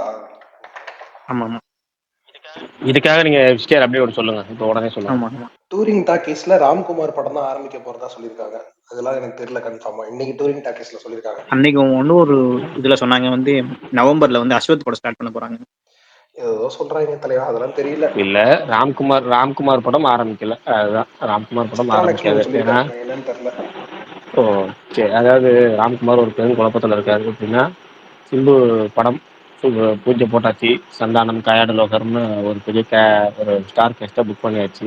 ஷூட்டிங் போக ஆரம்பிச்சிருக்கணும். ஆரம்பித்த நேரத்தில் வேற ஒரு பஞ்சாயத்து வந்துச்சு. அந்த பஞ்சாயத்தை பயன்படுத்தி இன்னொரு குழப்பம் வந்துச்சு. அந்த குழப்பத்தை பயன்படுத்தி கதையிலே சில திருத்தங்கள் சொன்னாங்க. எல்லாத்தையும் சரி பண்ணி அவர் படம் ஆரம்பிக்கிறாங்கிறப்ப சிம்பு சைடு வந்து சரியா ஒத்து வரல. அதனால அவர் என்ன பண்ணாரு, கொஞ்சம் வெயிட் பண்ணி பார்ப்போம்னாரு. அக்டோபர் ஷூட்டிங் பண்ணா போவோம், இல்லையா அடுத்த படம் பார்த்துக்கலாம் அப்படின்னா கொஞ்சம் விலகிற மாதிரி ஐடியா இருந்தார். அப்போ வந்து ஒரு ஃபீமேல் ஓரியன்டட் ஸ்கிரிப்ட், ஓப்பனாக சொல்கிறேன், நயன்தாரா கூட படம் பண்ணுற மாதிரி தான் ஐடியா. நயன்தாராக்கு ஒரு ஸ்டோரி லைன் சொல்லி அந்த ஸ்டோரி லைன் ஓகே ஆயிடுச்சு. அது எல்லாம் முடிஞ்சு இப்போ ப்ரொடியூசர் மட்டும் முடிவாங்க. அதாவது நயன்தாரா ஹீரோயின் அப்படிங்கிறது ஓகே ஆயிடுச்சு. இவர் ராம்குமார் டேரக்டருங்கிறது ஓகே ஆயிடுச்சு. எல்லாம் முடியும். ரெண்டு ப்ரொடியூசர் அந்த படத்தை தயாரிக்கிறேன் அப்படின்னு சொல்லிட்டு முன் வந்தாங்க. ரெண்டுல யார் கூட படம் பண்றது அப்படிங்கிற குழப்பம் ராம்குமாருக்கு இருந்துச்சு. அந்த சமயத்துல திரும்ப விக்ரம் டர்ந்து ஒரு அழைப்பு. எப்படின்னா வந்து நீங்க சிம்பு படம் என்னங்க புரியல?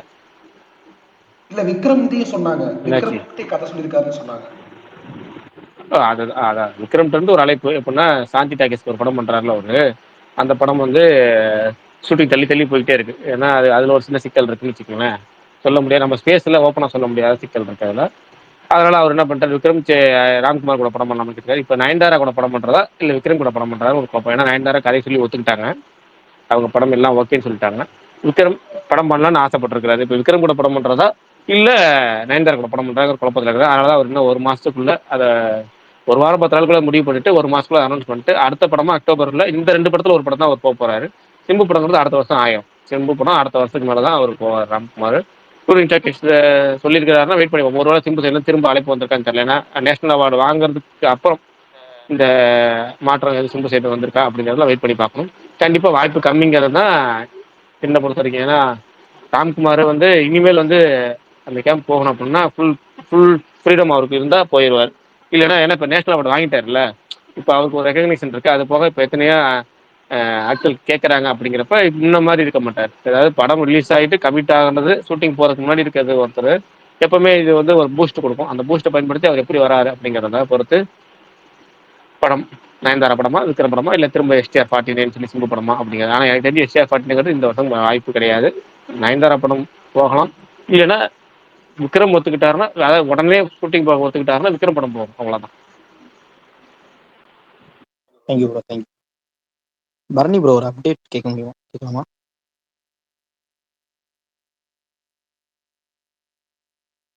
கேளுங்க.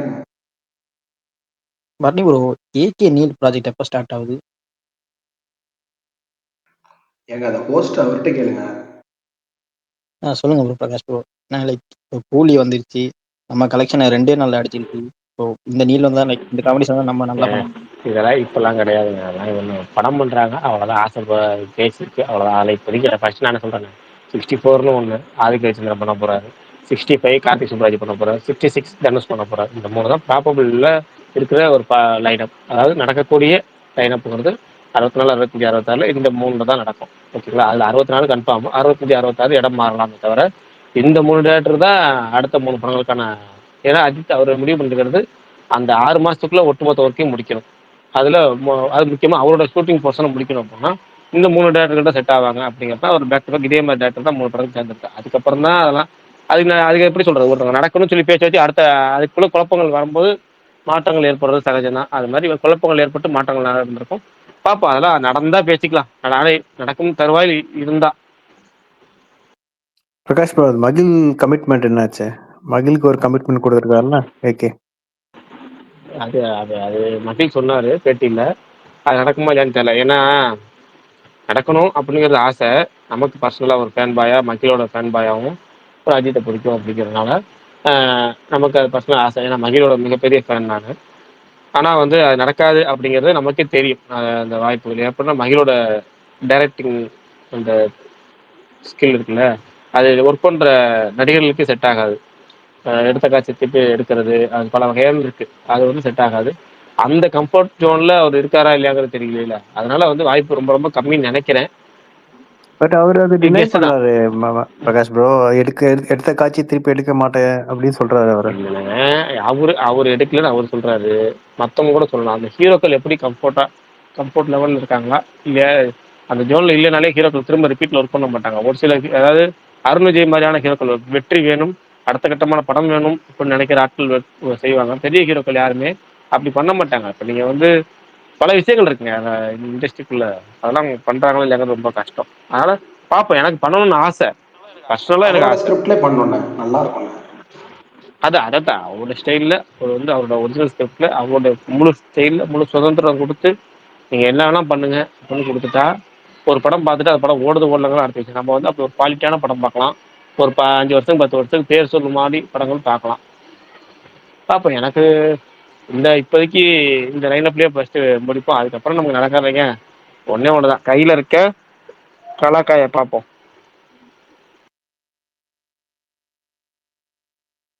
ப்ரோ, மற்ற அப்டேட்ஸ்லாம் ஓகே. உங்களோட அப்டேட் சொல்லுங்க பார்ப்போம். சென்னைலாம் போயிருக்கீங்க, போட்டோஸ்லாம் சூப்பரா இருக்கு. எதுவும் சினிமா சைட்ல எதுவும் ஆதி என்ன வயசு மாதிரியே இருக்கே தலைவா? இல்ல புரியலையே. இல்ல ப்ரோ, நீங்க எதுவும் சினிமா சைட்ல எதுவும் ஸ்டெப்ஸ் எடுத்திருக்கீங்களா? அந்த மாதிரி கேக்குறேன். ஏங்க நம்ம ஏங்க தலையில குதிக்க போறோம், நடுராத்திரி நம்ம ஏங்க 5 மணிக்கு சுடுகாடு போறோம். நமக்குலாம் எல்லாம் இல்லைங்க. நம்ம ஜஸ்ட் போட்டோ எடுக்கிறோம், அவ்வளவுதான். போட்டோ டிபி வச்சு 2 3 நண்பர்கள் பொறிக்க வச்சாங்க. அது முக்கியமா நம்ம நெருங்கிய வட்டார நண்பர்கள்ல சில பேர் சொன்னாங்க, அவங்களுக்காக வச்சிருக்கேன், அவ்வளவுதான். நேத்து இங்க ஆஷ்பர்ன்ல விக்கியோட ஷோ இருந்துச்சு, ஸ்டாண்டப் காமெடி. சூப்பரா இருந்துச்சுங்க. அவரு இப்போ யூஎஸ் டூர் வந்திருக்காரு. நல்லா இருந்துச்சா ஆனா ப்ரோ? ஃபர்ஸ்ட் டே அவரும் வந்தாரு இப்போ செலிப்ரேஷனுக்கு. கூலி அவரும் பார்ட்டிசிபேட் பண்ணியிருந்தாரு அந்த செலிப்ரேஷன்ல. அண்ணா அப்படியே மாவீரன் கை ஃப்ளைட்டு தூக்குறாருண்ணே. சாரி ப்ரோ, நீங்க கண்டினியூ பண்ணுங்க. ஃப்ளைட்டை விட்டுட்டு டேரெக்டா ஃப்ளைட்லேருந்து இறங்கி டேரெக்டா அங்கே தான் வந்தாரு. ஆனால் ரொம்ப டிசப்பாயிண்ட் ஆனான்னு சொன்னார் நேற்று ஷோவில் படம் பார்த்துட்டு.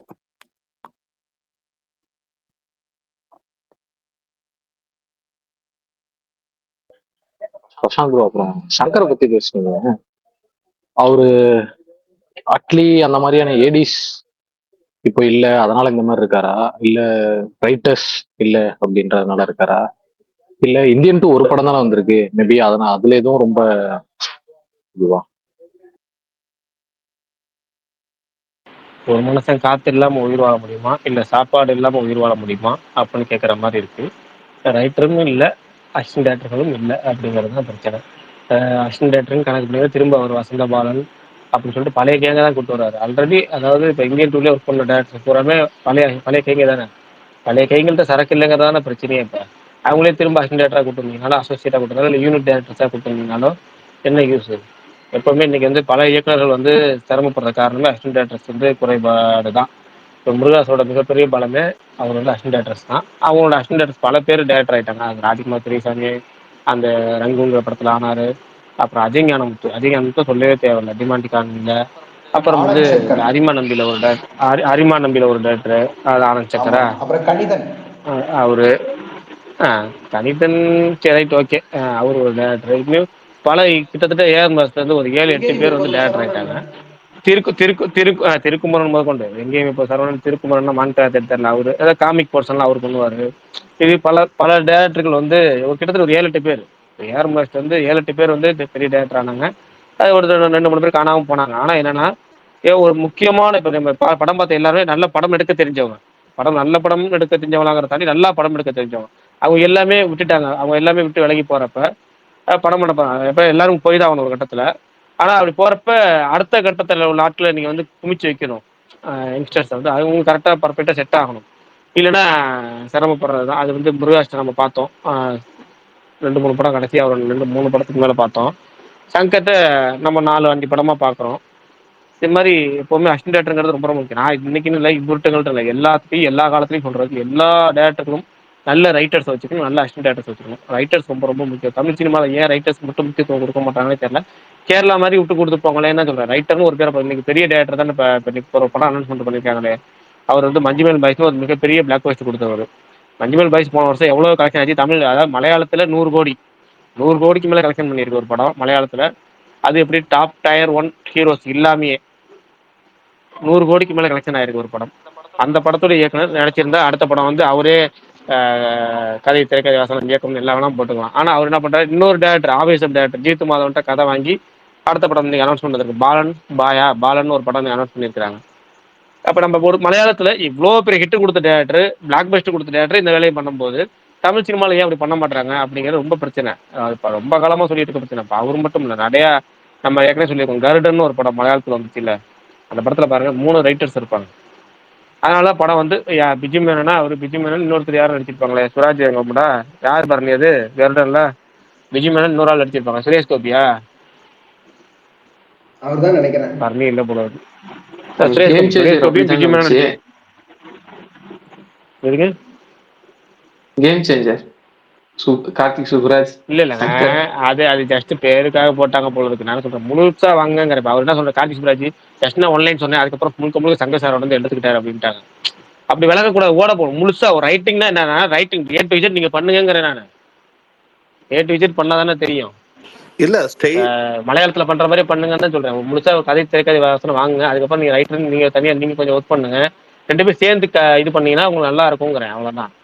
இல்ல ஸ்டைல் ஆஃப் டைரக்ஷனே வந்துட்டு அவங்களோட அசிஸ்டண்ட்டும் அவங்கள மாதிரியே பண்றாங்க. இப்ப விக்ரமன் ஒருத்தர் இருந்தாரு, நிறைய ஹிட் கொடுத்தாரு. அவர்கிட்ட இருந்து வெளியே வந்த எல்லாருமே அவர் பேட்டர்னாவே பண்ணும்போது அவர் படத்தை பாக்குறதுக்கு ஆள் இல்லாம போகுது. இப்ப வந்து சங்கர் வந்து பிரம்மாண்டமா பண்றாரு, அவர்கிட்ட இருந்து வெளியே வந்தவங்களும் அதே அட்லியா இருக்கட்டும் அந்த மாதிரி அவங்களும் அந்த ஸ்டைல் ஆஃப் பேட்டர்னே அதே மாதிரி இருக்கிறதுனால அது வந்துட்டு எல்லாருமே ஒரே மாதிரி பண்ற மாதிரி ஆயிருது. அது ஒரு மிகப்பெரிய நெகட்டிவா இருக்கு.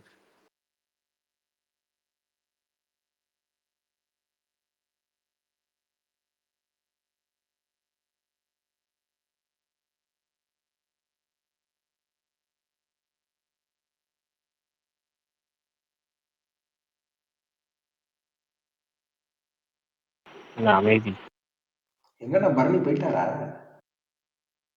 இல்ல பரணி ரிமூவ் பண்ணிருக்கேன். ஃபர்ஸ்ட் அந்த ஆட் பேர் டிஎம்ல வந்து இன்வைட் பண்ணிருக்கேன். ப்ரோ AK-64 இப்போ சங்கரை பத்தி சொல்லுங்க. பர்ஃபெக்ட் கெட்டவேன்னு ஒரு படம் 2009 வந்திருக்கு. நல்ல படம், பார்த்துருக்கீங்களா நீங்க? பிரகாஷ் கேக்குதா? என்ன கேக்குறீங்களா? ஆமா ஆமா, இப்பதான் கேக்குது மகேஷ் பரணி. ப்ரோக்கு சஜஸ்ட் பண்ண, அது சூப்பரா இருக்குனாரு. சொல்லுங்க, டைட்டில் மட்டும் இன்னொரு ரிப்பீட் பண்ணுங்க. பர்ஃபெக்ட் கெட்டவே அப்படி. தெரியல, பார்த்தனால இடத்துல போஸ்டோ இல்ல இது நீங்க எனக்கு லிங்கே நம்ம இதுல படம் அனுப்புங்க, நான் அனுப்புறேன், பாத்துக்கிறேன். நீங்க போஸ்டரோட அனுப்புங்க நீங்க அனுப்புங்க. உங்களுக்கு விருப்பம் இருந்தா ட்ரெய்லரு கதை எதுவுமே தெரிஞ்சுக்காம பாருங்க, ட்விஸ்ட் நல்லா இருக்கும் கடைசியில். இங்க பாருங்க, நான் கண்டிப்பா பார்க்க மாட்டேன் ட்ரெய்லரோ எதுவுமே தெரியும். ஆனா நீங்க ஒன்னே மட்டும் உத்தரவாங்க, சூப்பரா இருக்கு அப்படிங்கறது மட்டும் சொல்லுங்க சூப்பரா bro. இருக்கு, வேற நான் எதுவுமே எக்ஸ்பெக்ட் காதல பண்ணல வேணும். இருந்தா மகேஷ் ப்ரோ சொன்னாரு, எனக்கும் ரொம்ப பிடிச்சிருந்துச்சு. மகேஷ் ப்ரோ சொன்னதெல்லாம் விட்டுருங்க, நீங்க எனக்கு நான் சொல்லுவேன் சூப்பரா இருக்குன்னு இல்ல சொல்லுங்க. இது நான் வரைக்கும் எதுவுமே பார்க்காம நான் அந்த பாக்குறேன். படத்தை நிறைய பேருக்கு சஜஸ்ட் பண்ணிருக்கேன், எல்லாருமே நல்லா இருக்குன்னு தான் சொல்லிருக்காங்க, யாரும் நல்லா இல்லைன்னு சொன்னதில்ல. சரி நான் பாக்குறேன். நேத்து முந்தானத்து ஏதோ ஒரு படம் பேசணும், அது என்ன படம் தெரியல, மறந்துட்டேன். சரி பார்ப்போம். த வைல்ட் ரோபோட். அது ப்ளூ தான் நான் பார்த்துட்டேனே, வேற ஏதோ ஒன்று சொன்னீங்க. சரி மறந்துட்டேன். பரணி அந்த ஒயில் ரோபோட் அனுப்ப மாட்டேங்கிறாரு. மாவீரன் நீங்க தான் அனுப்புங்க தமிழ். தமிழ் டப் எனக்கு கிடைக்கல வைல்ட் ரோபோட். விஷாலும் அனுப்புறேங்கிறாரு, பேசும்போது பேசுறாரு சார், அதுக்கப்புறம் போயிடுறாரு. வைல்ட் ரோபோட் தமிழ்ல இப்பயா தேடி பாருங்க. எப்ப நடிப்பு பாருங்களேன் அவரு. நான் டெய்லி டெலிகிராம் செக் பண்றேன், நான் உங்களை மாதிரி வாரத்துக்கு ஒரு தடவை பாக்குற ஆளு கிடையாதுங்க. சரி சரி, தெளிவா தான் இருக்கீங்க, ஓகே விடுங்க. பிரகாஷ் ப்ரோ AK-64 எதுக்கு 1 இயர் கழிச்சு ரிலீஸ் பண்றாங்க? அவ்வளோ லேட் டிலே தேவையில்ல. எனக்கு தெரியல, ஜஸ்ட் பிளான் தான் சொல்றேன். அது நான் வந்து உறுதியா சொல்லல. எனக்கு தெரிஞ்ச தகவல் என்னன்னா, அக்டோபர் மாசம் ஷூட்டிங் ஆரம்பிச்சு நவம்பர் மாசம் அவர் கலந்துக்கிறாரு. அவருடைய போர்ஷன் மார்ச்லயோ ஏப்ரல்லயோ டோட்டலா கம்ப்ளீட் ஆகுது. படத்தை வந்து அவங்க வந்து தீபாவளி ரிலீஸ் பிளான் பண்றாங்க. போஸ்ட் ப்ரொடக்ஷன் டைம் எடுத்துக்கிறாங்க. என்னன்னா அவங்க வந்து 3 விஷயத்த வந்து ரெடியா இருக்கிறாங்க. ஒண்ணு வந்து தயாரிப்பாளர் வந்து ராகுல் வந்து அவரு கேட்கறது அனிருத் தான் மியூசிக் வேணும்னு கேட்கறாரு. அனிருத் கேட்கறது டைம். அவர் தீபாவளி ரிலீஸ்னா பண்ணலாம், சம்மர் ரிலீஸ்னா நம்ம பண்ண முடியாது. ஏன்னா அவருக்கு வந்து அனிருத் கேட்கறது எனக்கு டைம் வேணும், நிறைய படம் கமிட்மெண்ட் இருக்கு, லைன் அப் அப்படியே போகணும், தீபாவளி ரிலீஸ்னா பண்ணலாங்கிறது அவரோட சாய்ஸ். அதே மாதிரி இந்த தயாரிப்பாளரோட சாய்ஸுமே தீபாவளி ரிலீஸுங்கிறது. டேரக்டர் அவர் நீங்க சம்மருக்கு எடுத்து சொன்னாலும் நான் ரெடியா இருக்கேன், தீபாவளி ரிலீஸ் சொன்னாலும் நான் ரெடியா இருக்கேங்கிறாரு. ப்ரொடியூசரே என்ன கேட்கறாருன்னா டைம் எடுத்து பண்ணலாம், நமக்கு வந்து பொறுமையா அனிருத் மியூசிக் பெஸ்ட் டெக்னீஷியன் பெஸ்ட்டா படம் பண்ணணும், அவசர படம் வேணா, எனக்கு தீபாவளி ரிலீஸ் வேணும்னு சொல்லிட்டு ப்ரொடியூசரே கேட்கறதுனால எல்லாமே ஒர்க் அவுட் ஆகி அதுக்கேற்ற மாதிரி இவங்க வந்து அதை பிளான் பண்ணியிருக்காங்க. அப்படிங்கிறது நம்ம கேள்விப்பட்டது. போஸ்ட் ப்ரொடக்ஷன் டைம் எடுத்து தீபாவளிக்கு ரிலாக்ஸா படத்தை ரிலீஸ் பண்ணலாம், அப்பதான் அனிருத் இருந்து எல்லா சாங்கும் வாங்க முடியும் அப்படிங்கிறது. பிரகாஷ் ப்ரோ அஃபிஷியலா ரிலீஸ் பண்ணாங்களா? ஒரு நோட்டிபிகேஷன் வந்துச்சா என்ன? இந்த ப்ரொடக்ஷன் ஹவுஸ் தான் பண்றாங்க, அதுக்கு தான் டைரக்டர்னு. ஆதிக்கே சொல்லிட்டாரு. இல்ல அஃபிஷியலா வரல, இன்னும் வரல. ஆதிக்கு சொல்லிட்டாரு, ஆனா இன்னும் அஃபிஷியல் அனௌன்ஸ்மெண்ட் வரவே இல்லை. அதாவது இது முன்னாடி பல தடவை இது மாதிரி அதாவது இது முன்னாடி பல தடவை நடந்திருக்கு, ஆனா இதான் ஃபர்ஸ்ட் டைம். பிரகாஷ்ண்ணா, நடுவுல யாரோ சொல்லுங்க. SK24 வெங்கட் பிரபுன்னு கேட்டாங்கல்ல? ஆமா, கன்ஃபியூஷனே வேணாம். SK24 CB, SK24 CB, SK25 Parasakthi, SK26 Venkat Prabhu. Vinayak Chandrasekaran good night director. அவர் இல்ல பரணி என்ன சொல்ல வர்றாருன்னா SK24 அப்படிங்கிறது சிபி சக்கரவர்த்தி, SK25ங்கிறது பராசக்தி, SK26ங்கிறது வெங்கட் பிரபு. ஆனா இங்க பராசக்தி ஃபர்ஸ்ட் வரும், வெங்கட் பிரபு படம் செகண்ட் வரும், சிபி சக்கரவர்த்தி படம் தேர்ட் வரும். கரெக்ட். என்னென்ன சொல்றீங்க? புரியுதா? இந்த கோல்ட் மைன் ஃபிலிம்ஸ் பண்ணனால தானே நீங்க இது? என்ன வேணா நினைச்சுக்கோங்க. நீங்க என்ன வேணா நினைச்சுக்கோங்க. அப்படிதான் ரிலீஸ் ஆகும். இந்த அப்படிதான் கோல்ட் வரும். மைன் ஃபிலிம்ஸ் மணிஷ் பண்ண வேலை தானே அது வந்துட்டு வலைப்பேச்சுல ஏங்க கேள்விப்பட்டேன். அதெல்லாம் கணக்குலங்க. நான் கேங்க ஒரு படத்துடைய தேட்டரோட ஸ்டைல் ஆஃப் ஒர்க்கே நமக்கு தெரிஞ்சிருங்க. எவ்வளவு நாள்ல முடிப்பாங்க என்ன ஏதுங்கிறதே தெரியுங்க. இதுக்கேங்க அவங்க கோல்டு மைன்ஸ் அது இதுன்னு போய்கிட்டு அண்ணன் நிமி சக்கரவர்த்தி அவரோட pre production work post production work அதுக்கப்புறம் அவரோட குவாலிட்டி இதெல்லாம் கணக்கு பண்ணீங்களே தெரிஞ்சிடும். கண்டிப்பா வெங்கட் பிரபு படம் ரிலீஸ்க்கு அப்புறம் தான் அந்த படம் ரிலீஸ் ஆகணும். நம்பர் போட்டு காம்ப்ளிகேட் பண்ணிக்க வேணாம். ஃபர்ஸ்ட் அடுத்த படம் என்னங்கிறத இனிமேல் இனிமேல் எது யாருக்குமே நம்பர் கேட்கவே கேட்காதீங்கப்பா. மாட்டோம்பா. நம்பர் ரொம்ப குழப்பம் ஏற்படுத்துது. நம்பர் தெளிவா இருக்குது ஒரே நடிகர் அஜித்தும் ரஜினியும் தான். குழப்பமே இல்லை. அவங்க அடுத்தடுத்த படம் ஒன்னே தான். விஜய்க்கு நம்பர் 69 முடிஞ்சிச்சுங்கிறாங்களா, அதனால அதோட அதான். மற்றபடி மற்ற எல்லாத்தையுமே குழப்பம் தான் இருக்கு. இன்னொரு ஆள் சொல்லலாம், விக்ரமுக்கு சொல்லலாம்.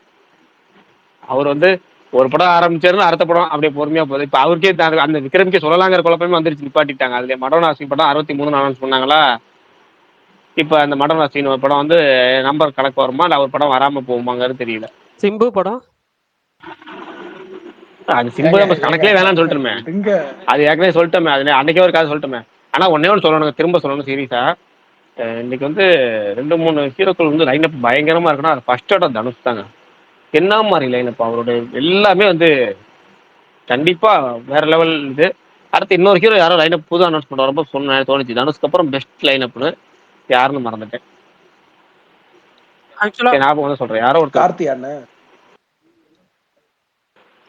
இல்ல. கார்த்தி அவரு எல்லாமே வந்து நம்புற மாதிரியே இருக்கும். ஆனாலும் ஒரு ஒரு சின்ன பயம் இருக்கும். அந்த மாதிரி ஒரு எல்லாமே ரிஸ்கா, அதாவது நம்புற மாதிரியே சூப்பரா இதெல்லாம் வேற லெவல்ல வரும்ல. அப்ப ஹிட் ஆனா சர்தார் 2, சர்தார் 2க்கு அப்புறம் வந்து அந்த மார்ஷலுக்கு அப்புறம் கைதி 2, கைதி 2க்கு அப்புறம் தீரன் அதிகாரம் 1, தீரன் அதிகாரம் 2, 1 இல்ல 2. அப்புறம் அப்படியே அந்த ஒரு ஆர்டர் பார்த்தீங்கன்னா அப்படியே பெருசா இருக்க மாதிரியே தெரியுது. ஆனா பெருசா இருக்கா இல்லைன்னு கேட்டா கொஞ்சம் குழப்பம் இருக்கு. இல்ல ஆக்சுவலா இப்ப அடுத்து சூர்யா வந்து ஜீது அதாங்க பாத்தீங்களா, அதுதான் இந்த லைனப் தான் கன்ஃபியூஸ் ஆயிடுச்சு. தனுஷுக்கு அப்புறம்னா எனக்கு தெரிஞ்ச சூர்யா பெஸ்ட் லைனப். ஒரு பக்கம் பாத்தீங்கன்னா கமர்ஷியல் ஃபுல் பேக்கேஜ்ல அந்த சாமி பக்திங்கிறத சேர்த்து விட்டாலே அது ஒரு வில்லேஜ்ல ஒரு பயங்கரமான ஒரு ஹிட் அடிக்கக்கூடிய கான்செப்ட்ல கருப்பு. அதுக்கப்புறம் வந்து லக்கி பாஸ்கர் சார், இப்படி 2 கண்டினியூஸ் பிளாக் பஸ்டர் கொடுத்த வெங்கி அட்லூரியோட ஃபேமிலி சப்ஜெக்ட் படம். அதுலயும் பார்த்தீங்கன்னா எல்லாமே நல்ல அமைப்பா இருக்கக்கூடிய ஒரு ஃபேமிலி சப்ஜெக்ட் படம். அதுக்கப்புறம் வந்து ஜீத்து மாதவன் படம் சூர்யா 47 ஆல்மோஸ்ட் கன்ஃபார்ம் ஆயிடுச்சு. அதுக்கப்புறம் ஒரு அனௌன்ஸ் பண்ணிட்டாங்களா என்ன, வந்துருச்சு ஆபீஸரா அனௌன்ஸ் பண்ணலனா ஆனா ப்ராஜெக்ட் கன்ஃபார்ம் இல்ல. அதான் ஜீத்து மாதவன் படம் கன்ஃபார்ம் ஆயிடுச்சு. அப்புறம் 48 இன்னொரு மலையாள டைரக்டர், 49 ஒரு ஹிந்தி டைரக்டர். அதாவது தெலுங்கு, ஹிந்தி, தமிழ், மலையாளம் 4 டைரக்டர், 4 ஸ்டோரி, 4 படம். பயங்கரமா எல்லா லாங்குவேஜ்லயும் அடிக்கக்கூடிய அளவுக்கு சூர்யா செம்மையா லைனப் ஒரு கிரியேட் பண்ணி வச்சிருக்காரு. சூப்பரா இருக்கு. என்ன ஒண்ணு, அந்த ஜீத்து மாதவன் படத்துல இந்த பாட்ஷா படத்தை சொல்லும்போது ஒரு குட் நியூஸ் ஒரு பேட் நியூஸ் அப்படின்னு சொல்லுவாங்கல்ல, அந்த மாதிரி அது ஒரு குட் நியூஸ் ஒன்று பேட் நியூஸ் ஒன்று இருக்கு. அதாவது சூர்யா ஃபேன்ஸுக்கு, மற்றவங்களுக்கு எல்லாத்துக்குமே குட் நியூஸ் தான் அது, சூர்யா ஃபேன்ஸுக்கு மட்டும் அது. அது பார்ப்போம் எப்படி போகிற வழியில் பார்ப்போம். சொல்லுங்கண்ணா என்னன்னு. இல்ல அவங்க யார் கூட படம் பண்ணக்கூடாதுன்னு நினைக்கிறாங்களோ அவங்க தான் அந்த படத்தை சேர்ந்து தயாரிக்கிறாங்க. வாழ்க வளமுடன், வணக்கங்கள். ஓகே அது விட்டுருங்க. அது வேணாம், பேர்லாம் வேணாம், அவ்வளவுதான் விட்டுருங்க. சூர்யா ஃபேன்ஸ் யாரு வேணாம் அப்படின்னு பிரச்சனை. அஜித் ஃபேன்ஸ் சொல்லுவாங்க சிவா வேணாம் அப்படிம்பாங்க. அது மாதிரி எல்லா சூர்யா ஃபேன்ஸும் ஒரு டைலாக் வச்சிருக்காங்க, அது வேணாம் அப்படின்னு. அந்த வேணாம் வந்து சேர்ந்து தயாரிக்கிறாங்க, அவ்வளோ, வேற ஒன்றும் இல்லை.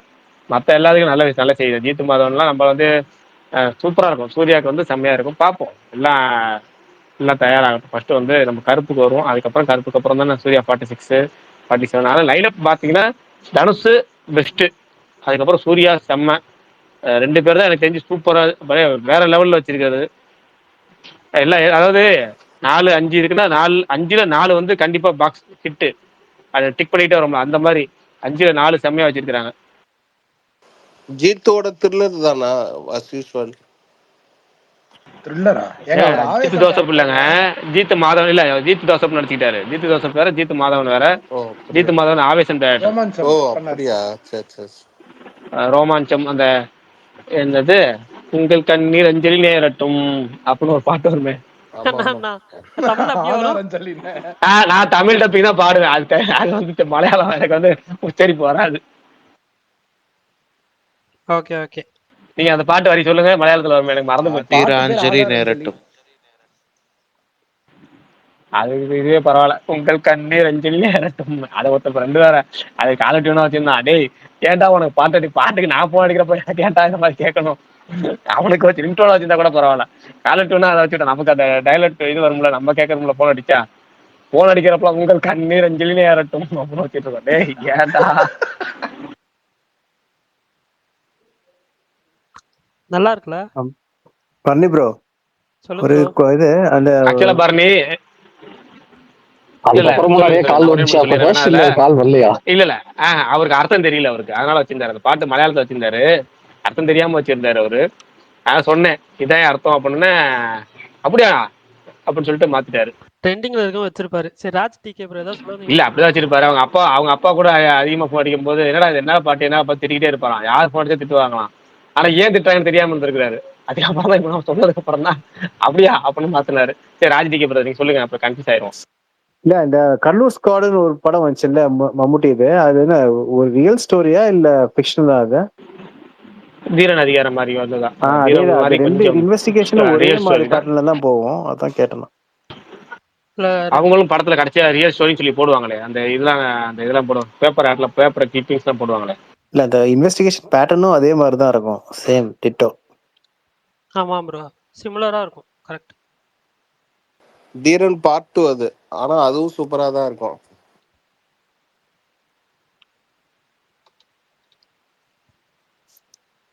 பிரகாஷ் ப்ரோ, அந்த லோகேஷ் 10 படம் தான் எடுப்பேன்னு சொல்றாருல்ல, இப்போ வந்து எல்சியூ ஹேப்பனிங்னு வச்சுக்கோங்க, அது ஒரு க்ளோஷர் எப்படி இருக்கும்? எல்லாரும் வந்து நடிப்பாங்களா? மறுப்பு சொல்லிட்டாரு. மணிரத்னம், சங்கர் மாதிரி ஆளுங்க அட்வைஸ் கேட்டு அப்படிலாம் இல்ல, நான் எத்தனை படம் வேணாலும் எடுப்பேன்னு சொல்லிட்டாரு. அதுக்கப்புறம் அப்படியே இருந்தாலும் எல்சியூக்கு க்ளோஷர் ஒன்று வேணும்ல, மார்வலுக்கு இந்த மாதிரி அவெஞ்சர்ஸ் ஆட்டம். அப்ப கைதி 2 இங்க பாருங்க, நான் தெளிவா சொல்றேன். ஒருவேளை உங்களுக்கு அப்ப ஒரு க்ளோசர் வேணும்னா எந்த படம் மிக குறுகிய சமயத்துல இல்ல மிக அருகாமையில் எடுக்க முடியாம இருக்கோ, எடுக்கவே முடியாத ஒரு படம் எந்த படம் இருக்கோ, எந்த கதை இருக்கோ, அந்த கதை தான் கடைசி படம், அதுக்கு க்ளோசர்னு அனௌன்ஸ் பண்ணிடுவாங்க. எல்லா கேரக்டர்ஸும் நியர் ஃபியூச்சர்ல எடுக்க முடியாது. அதுதாங்க, நீங்க எல்லா கேரக்டர்ஸும் வரக்கூடிய ஒரு கதையை ஒன்று சொல்லி இப்படி ஒரு ஐடியா இருக்கு, அதுதான் வந்து என்னுடைய இந்த இதுக்கு க்ளோசர் அப்படின்னு சொல்லிடுவாங்க. ஏன்னா அப்பதான் எடுக்க முடியாதுங்கிற பட்சத்தில் அதை சொல்லிடலாம். அது எப்படி சொல்லலாம், அதுக்கு நிறைய வார்த்தைகள் இருக்கு. க்ளோசர் ஃபிலிம், கனவு படம், லட்சிய படம், என்னோட கடைசி ஆசை, இப்படி எல்லாத்தோட வார்த்தைகளையும் பயன்படுத்தி ஒரு எந்த படம் எடுக்க முடியாதோ அந்த படத்தை சொல்லிக்கலாம். ஆர்கேஎஃப்ஐ தான் ப்ரொடியூஸ் பண்ணணும்னு நினைக்கிறேன். எல்சியூல 2 படம் தான் வந்திருக்கு. அது 2 படமுமே வந்துட்டு ஓரளவு நல்ல ரிவ்யூஸ் வந்துருச்சு. அடுத்து மூணு படம். இல்ல லியோ வந்து இப்போ எல்சியூல அவர் வந்து ஏதோ இன்டர்வியூல சொன்னார்ல, லியோ வந்து விஜய் இல்லாம முடியாது, மீன்ஸ் எல்சியூ வந்து விஜய் இல்லாம முடிக்க முடியாதுன்ற மாதிரி. சொல்லியிருந்தாருன்னா இந்த அளவுக்கு அடி வாங்கியிருக்காதோ. கூலி எல்லாம் எல்சியூல வராதுங்க, கவலையப்படாதீங்க. அவர் வந்து என்ன சொல்ல, அது மாதிரி பண்ண மாட்டாங்க. அடி வாங்கியிருக்காதோன்னு கேக்குறேன். இல்ல எல்சியூ பேர் கெட்டு போயிடும். இடியாப்ப சிக்கல் இன்னும் எக்ஸ்ட்ரா இருக்கும் இதுல தப்பிச்சிருந்தாலும். ஆமா, எப்படினாலும் அந்த பையன் நாகார்ஜுன பையன் அதுல இருக்கவன் தானே, அவன் எப்படி இதுல வர முடியும்? அதை விட்டுருங்க. இல்ல வேற கேஷ் போட்டுருக்கணும், அது மொத்தமா டிஃப்ரெண்டா பண்ணிருக்கணும். அது இல்ல, இப்போ என்னன்னா எனக்கு கைதி 2 மேல உண்மையிலேயே ரொம்ப எக்ஸ்பெக்டேஷன்ஸ் இருக்கு. அது மட்டும் கொஞ்சம் ஓரளவு நல்லா பண்ணி ரோலக்ஸ் ஸ்டாண்ட் அலோன் நல்லா பண்ணிட்டா போதும். அதுக்கப்புறம் வந்து ஃபைனல் பென்ஸ் ஒன்னு வருது நடுவுல. பென்ஸ் இருக்கு, ஏஜென்டினா இருக்கு. ஏஜென்டினா யாருங்க? இது சீரியஸா பண்றாங்களா இல்ல வந்து சீரியஸா பண்றதா டாக்ஸ் போயிட்டு இருக்காமே டீனா? ஏன் புரியவே இல்ல, அது தேவையில்லாத வேலை. நாங்க இறக்குவோம், அந்த மாதிரி தான் இறக்குவோம். அதுதான் ஹைப் இருக்குல்ல. அந்த ஒரு மொமெண்ட் என்ஜாய் பண்ணோமா முடிச்சோமான்னு இருக்கணும், அவ்வளவுதான். பிரகாஷ் ப்ரோ, பர்த்டே பாய்னு கூட பார்க்காம லைட்டா ஒரு குட்டு வச்சுட்டு போயிருக்கீங்க இப்போ லாஸ்டா நீங்க சொன்ன விஷயத்துல. தவிர்த்திருக்கலாம் நீங்க. ஆனா நீங்க இன்னொருத்தரும் வந்தாரு, அவரு வந்துட்டு என்ன ப்ரோ ரைட்டர்ஸ் இல்ல அப்படின்ட்டு பேசிட்டாரு. ஏங்க இன்னைக்கு நீங்க சொன்ன அந்த வார்த்தை அப்படி இருந்துச்சு, கனவு படம், லட்சிய படம், என்னோட படம் தான் அப்படின்னு. அது அவருக்கு மட்டும் தான் பொருந்துமா? அதனால கலாச்சாரு, ஜாலியா கலாச்சாரு. அதான் ஜாலியா ஒரு மாதிரி தட்டி விட்டு போயிட்டாரு, போற போக்கு லைட்டா ஒரு தட்டு.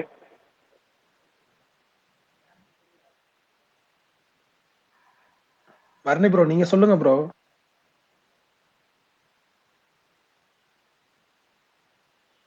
என்ன சுகுமார் அண்ணா வந்தாரு போயிட்டாரு. சுகுமார் ப்ரோ எப்போ வந்தாரு? வந்து கையெல்லாம் அசைச்சாரு, நீங்க யாரும் கண்டுக்கல போயிட்டாரு. காமிக்கவே இல்லையே. சரி ஓகே. இன்னொரு யூனிவர்ஸ் சுத்திட்டு இருக்குல்ல, ஸ்பை யூனிவர்ஸ். அதுக்கு எப்படி க்ளோஷர் இருக்க போகுதுன்னு தெரியலங்க. ஏங்க அதுக்கு வந்துட்டு வார், பத்தான், டைகர் எல்லாரும் நீங்க வருவாங்க. வேணா பாருங்க. அதுல ஒரு சீன் ஸ்பேஸ்ல ஃபைட் வைக்கிற மாதிரி வச்சாலும் வைப்பாங்க. இங்க இருந்து ஸ்பேஸ் போய் ஃபைட் பண்ணுவோம். கூலில ஏன் ப்ரோ நம்ம சினிடாக்ஸ் ஸ்பேஸ்ல ஃபைட் வைக்க சொல்லலாம். ஸ்பேஸ் ஃபைட் வச்ச மாதிரி லாஜிக் பிரச்சனை எல்லாம் முடிச்சிடலாம். ஏன்னா நீங்க வேற யாரோ ஏதோ கேட்க வந்தாங்க. இல்ல ஸ்ருதிஹாசன் சொன்னாங்க, சொல்லியிருக்கேன். பிரகாஷ் ப்ரோ, ஏன் கூலில வந்து ஸ்ருதிஹாசனுக்கு தெரியாமலே போயிடுச்சு? நம்ம தான் அவங்க பொண்ணாங்க. நல்லா வெஸ்டர்ன் படத்தை பார்த்து தெரியாம போன பிரச்சனை ரஜினி சொல்லாம போனாருங்கிறதுக்கு ஒரு 2-3 ட்விட்டர்ல நம்ம நண்பர்கள் வந்து காரணம் சொல்லியிருந்தாங்க. எனக்கு ரொம்ப பிடிச்சிருந்துச்சு, லாஜிக்கா இருந்துச்சு. படத்துல இருக்க லாஜிக்கை விட அந்த லாஜிக் எனக்கு ரொம்ப பிடிச்சிருந்துச்சு. என்ன சொன்னாங்க சொல்லுங்கண்ணா. புரியல, பொண்ணுன்னு ஒத்துக்கிட்டா இனிமேல் அதே பொண்ணு கேட்கணும். 29 வயசு கல்யாணம் ஆகணும்னு புலம்பிட்டு இருந்துச்சு. கல்யாணம் பண்ணிக்கணும், கல்யாணம் பண்ண செலவு பண்ணா மேன்சன் வைக்கணும். நம்மளே மேன்சன் வச்சு அழகா ஜாலியாக ஜம்முன்னு வாழ்ந்துட்டு இருக்கோம். 18 பேர் கல்யாணம் பண்ணி வைக்காம நம்மளே அவங்களே சும்மா ரூம்ல அடைச்சி வச்சுட்டு செலவு பண்ணாம ஜம்மு நம்ம மட்டும் வெளியே போய் ஊர் சுற்றி ஜாலியாக சந்தோஷமா இருக்கும். 18 பேர்த்த அடைச்சி வச்சுக்கிட்டு அவங்க நம்ம ஆம்பளை பிள்ளைங்களுக்கே இத்தனை வயசாக கல்யாணம் பண்ணி வைக்காம இருக்கோம். இவங்க பொம்பளை பிள்ளைங்களுக்கு இப்போ 29 வயசு மேலே கல்யாணம் பண்ணி வச்சு அதுக்கு குழந்தை பெற்று அதை படிக்க வச்சு இது கொடுமைக்கு இன்னொரு 2 தங்கச்சி வேறு கூட்டு வந்திருக்கு. இதை பொண்ணு ஒத்துக்கிட்ட பாவத்துக்கு அதை வேற கல்யாணம் பண்ணி கொடுக்கணும். இந்த 2 அந்த 1 சேர்த்தா மேன்சன் மட்டும் இல்லை, பக்கத்துல ஊரே வித்தாலும் பத்தாது. அதுக்கு தான் பொண்ணு தெரியாத மாதிரியே காட்டிக்கோங்க இருக்கும். அது பாட்டு போய் உழைச்சி சாப்பிட்டு போட்டும். நம்ம நானும் பார்த்தேன் அந்த மீன். அப்படி போயிட்டாரு அப்படின்ட்டாங்க. ஆல்மோஸ்ட் லாஜிக்காகவும் இருந்துச்சு. சரி ரைட்டு போகையா அது. ஆனாலும் அதுல ஒரு லாஜிக் இருந்துச்சு. ஆனா ஸ்ருதிஹாசன் வந்து அந்த பிரச்சனை அப்ப கால் பண்ணணும்னு சொல்லியிருக்காங்க. ட்ரெயின்ல எங்கேயோ ஏதோ ஒரு இடத்துல போயிட்டு இருக்கும் போது ஞாபகம் வந்து கால் பண்றாங்க. எந்த தைரியத்துல கால் பண்ணாங்க? அப்பா வந்து காப்பாத்திடுவாருன்னா அதான் வந்து இன்னும் கொஞ்ச நேரத்துல நம்ம சாக போறோம், கடைசியா அப்பாட்ட பேசிக்கலாம். இல்ல அவங்க அந்த ஷோபினோட ஒய்ஃப் எந்த ட்ரெயின்னே தெரியாம அங்க அந்த ட்ரெயின்ல உட்காந்துட்டு இருப்பாங்களே, எங்கேருந்தோ வந்து அது மாதிரி இவரும் பறந்து வந்துருவாருன்னு நினைச்சேன். ஆனா ஒரு ஸ்பெஷல் தெரியுமா? இறங்க வேண்டிய ஸ்டேஷன்ல ஆல்ரெடி அவங்க போய் அந்த பையனை கட்டி வச்சு கார்ல கொண்டு போய் விட்டுட்டு அதுக்கப்புறம் அந்த ஸ்டேஷன் வந்திருப்பாங்க. எந்த ட்ரெயின்ல, அதே ட்ரெயின்ல திரும்ப அதே ஸ்டேஷன் வந்து இறங்குவாங்க. அதே ஸ்டேஷன்ல இறங்கி திரும்ப ஸ்ருதிஹாசனை கூப்பிட்டு போவாங்க. அது வந்து சிறப்பான ரைட்டிங். ஏன்னா ஒரு இடத்துல எப்படின்னா இன்டெலிஜென்ட் ரைட்டிங். இதான் அனுப்பி சொன்ன இன்டெலிஜென்ட் ரைட்டிங். படத்துல ஒரு இடத்துல அவர் சௌபின் சபீரை விட்டு இறங்கி போனதுக்கப்புறம் அவர் அங்கேயே தான் நிற்பார். பில்டிங் விட்டு நவர்ந்து கூட போக மாட்டேன். அவரு போச்சு ஆனது போச்சு, போ நம்ம வீட்டுக்கு போக மாட்டா, போகண்டா நம்ம ஏமாத்துட்டா, சோழி முடிஞ்சு போச்சுடா அப்படின்னு நினைச்சிட்டு இருப்பாரு. அதுக்கப்புறம் மனைவி போன் அடிச்சு விட்டு உன்னால முடியும் போ, ஹைவேஸ் கூட தாண்டி மாட்டேன் போ அப்படின்னு சொன்னதுக்கு அப்புறம் தான் அவர் அங்கிருந்து கிளம்ப ஆரம்பிப்பாரு. அந்த கொடுத்த உத்தியோகத்துல வந்து அவர் கூட பிடிச்சிட்டு போயிடுவாரு. ஆனா அது வரைக்கும் இங்கே இருந்துட்டு இருப்பாங்க. ஆனா ஷௌபின்ட்ட வீடியோ கால் பேசுவார்ல தலைவர், அப்ப கூட அவங்க பக்கத்துல தான் இருப்பாங்க. அந்த ஒரு எட்டியே பார்ப்பாங்க. திருப்பி அவங்க வந்து கூப்பிட்ட உடனே கொடுமை என்னன்னா வீடியோ கால்ல பார்த்தா சில நேரம் வந்து சில எப்படி ஃபில்டர் யூஸ் பண்ணிருக்கலாம். அதனால சில பெண்கள் வந்து நேரில் பார்க்குறோம் வீடியோ காலுக்கு வித்தியாசம் தெரியாம போற அளவுக்கு வாய்ப்பு இருக்கு. ஆனா காஸ்டியூம் கூட அதே காஸ்டியூம்ல தான் இருப்பாங்க அவங்க. அதை பார்த்து கூட, அதாவது இந்த படத்துல வந்து ஒரு கேரக்டர் என்னன்னா எதுவுமே சொந்தமா யோசிக்க தெரியாத ஒரு கேரக்டர்னா அந்த கேரக்டர் தான். அப்பா வந்து என்னது அது பேர் என்ன, போஸ்ட்மார்ட்டம் ரிப்போர்ட்ல வந்து கொலை கிடையாது, சாரி இயற்கை சாவு கிடையாது, கொலைன்னு சொன்னோடனே அப்படியா சரி இருந்துட்டு போட்டு நம்ம என்ன பண்ண முடியும் அப்படின்னு சொல்லிட்டு போற கேரக்டர். அடுத்த ஹாஸ்டல் வந்து காப்பாத்தினாமா நீ வாமா ஒன்றும் பார்த்துக்க முடியல, நான் பார்த்துக்க கூட வா, ஹார்பர் வரைக்கும் போயிட்டு வரலாம் அப்படின்னு சொல்லி கூட வந்துடும். முன்னாடி திட்டினமே ஒருத்தர் அந்த திட்டினமே படி பண்ணமே ஃபைட் பண்ணுவாரு, போட்டு கூட போனோம் கூட போயிடும். அடுத்து வந்து கொஞ்ச நேரத்துல வில்லன் வந்து மண்டையை உடச்சி அவன் செத்து போனவங்களும் காப்பாற்றலாம் அப்படி காப்பாற்றலாம் ட்ரெயின் கூட போனா சரி ரைட்டு போயிடும். தங்கச்சியை பற்றி வசியம் கூட போயிடும். அங்கே போய் கட்டி போட்டு எல்லாம் மட்டும் வீடியோ காலில் பார்க்கும். அதுக்கப்புறம் பொண்ணு கூப்பிட்டு அதுவும் கூட போயிடும். கடைசியில வந்து அமீர் கான் ஃபைட் பண்ணும்போது அங்கேயும் கூட போய் நிற்கி எதுக்கு நிற்கி ஏது நிற்கி எதுக்கு சொந்தமா எதையுமே யோசிக்காத இந்த படத்துல கொஞ்சம் கூட மூளை யூஸ் பண்ணாத ஒரு கேரக்டர்னா அது பிரீத்தி கேரக்டர். இந்த படத்துல பிரகாஷ் யாருக்குமே மூளை யூஸ் பண்ணல. ஒரே நிமிஷம். ஆக்சுவலா எனக்கு என்ன தோணுதுன்னா, இந்த ஆடியோ லான்ச்ல ரஜினி பேசும்போது நீங்க என்ன கவனிச்சிங்களா? அவர் ஒன்று கிளியரா சொல்லியிருக்காரு. இவர் ஒரு சீன் எடுக்கும் போது இந்த சீன் முக்கியமான சீன் ஆச்சு அப்படின்னு சொல்லிட்டு நானே ரீடேக் எடுப்பான்னு பார்த்தா இல்ல சார் இது போதும் போதும் அப்படின்னு சொல்றாரு. அவரே எனக்கு தெரிஞ்சு இந்த ஆடியோ லான்ச் அப்போ படத்தை பத்தி புகழ்ந்து பேசுன மாதிரி தெரியல. எனக்கு அதுலயே ஹோப் போயிடுச்சு. அவர் பேசும்போது எல்லாமே ஆடியோ லான்ச் அப்படிதான் பேசினாரு கிளியரா. அப்பயே நான் கவனிச்சேன், இந்த மாதிரி எல்லாம் பேசவே மாட்டாரு ரஜினி. அவர் வந்து கிளியரா சொல்லுவார், இந்த சீன் எடுத்தாங்க இதெல்லாம் நல்லா எடுத்தாங்க. அதே மாதிரி ஃபர்ஸ்ட் சீனே டெட் பாடின்னு சொல்லிட்டு ஒரு சீன் எடுக்கிறாங்க. இந்த மாதிரிலாம் நான் நடிச்சதே கிடையாது. ஃபர்ஸ்ட் சீன் டெட் பாடிக்கு மாலை போடுற மாதிரி. அப்புறம் பாத்தீங்கன்னா நான் ஒரு சீன் நடிக்கிறேன், அதை வந்து திருப்பி ரீடேக் எடுப்பார் பார்த்தா அவர் பார்த்து சார் எல்லாம் டப்பிங்ல பாத்துக்கலாம் சார் போங்க சார் அப்படின்னு சொல்லிட்டு. அதை பத்தி உங்களோட ஒப்பீனியன்? அதே மாதிரி எனக்கு லியோலயும் ஒரு இது, அந்த விக்க மட்டும் வச்சுட்டு நீதான் லியோ லியோன்னு அது பார்த்தோன்னே அவங்களுக்கு எல்லாருமே தெரியும் லியோ தான் சொல்லிட்டு, பார்த்திபன் தான் லியோன்றது. அதை வச்சே செகண்ட் ஹாஃப் ஃபுல்லா ஒப்பேத்திருப்பாங்க. அப்பயே தெரிஞ்சிச்சு, அப்பயே முடிஞ்சிச்சு அந்த படம். ஃபர்ஸ்ட் ஹாஃப்லயே முடிஞ்சிச்சு அந்த படம். அப்பயே தெரிஞ்சிச்சு லோகேஷ் கிட்ட சரக்கு இல்லைன்னு சொல்லிட்டு கிளீனா. ஒப்பீனியன் சொல்றதுக்குலாம் ஒன்றும் இல்லை. ஆனால் நாகார்ஜுன ஒன்று சொல்லுவார்ல, இந்த படத்துல ஒரு பட்ஜெட் வந்து சைன் பிக்சர்ஸ் கொடுத்தாங்க, அவர் 5 கோடி மிச்சம் வச்சு படத்தை எடுத்து கொடுத்துட்டாருன்னு. இப்பெல்லாம் படம் எடுத்து 5 கோடி இல்லை 50 கோடியுமே மிச்சப்படுத்தி படம் எடுத்து பிடிச்சிடலாம். ஏன்னா உங்களுக்கு ஷார்ட் ஓகேன்னு சொல்லி ஹீரோக்கே திருப்தி இல்லை. அப்படிங்கிறப்ப நீங்க வந்து அதை ரெக்டிஃபை பண்ண வேண்டியது டேரக்டரோட பொறுப்பு. இல்லைன்னா 100% பர்ஃபெக்டா இருக்குன்னு நம்ப வைக்கிறது டேரக்டரோட பொறுப்பு. டப்பிங்ல பாத்துக்கலாம் அப்படின்னு சொல்றது வந்து எந்த ஒரு கிரியேட்டருக்குமே வந்து அழகில்லை. அந்த சத்யராஜோட டெத் இப்போ அந்த சீனு மோனிகா சாங் அந்த டைமுக்கு வந்து ஃப்ளாஷ்பேக்கே எடுத்துருக்கலாங்க. அந்த ரஜினியை நரேட் பண்ணுறதுக்கு பதிலாக அந்த டைம் யூஸ் பண்ணி ஆக்சுவலாக கிளிப்பிங்காக காட்டிருக்கலாம். அதனாச்சும் கொஞ்சம் எஃபெக்டிவாக இருந்திருக்கும். மோனிகா சாங்லாம் தேவையே இல்லாத ஹானி.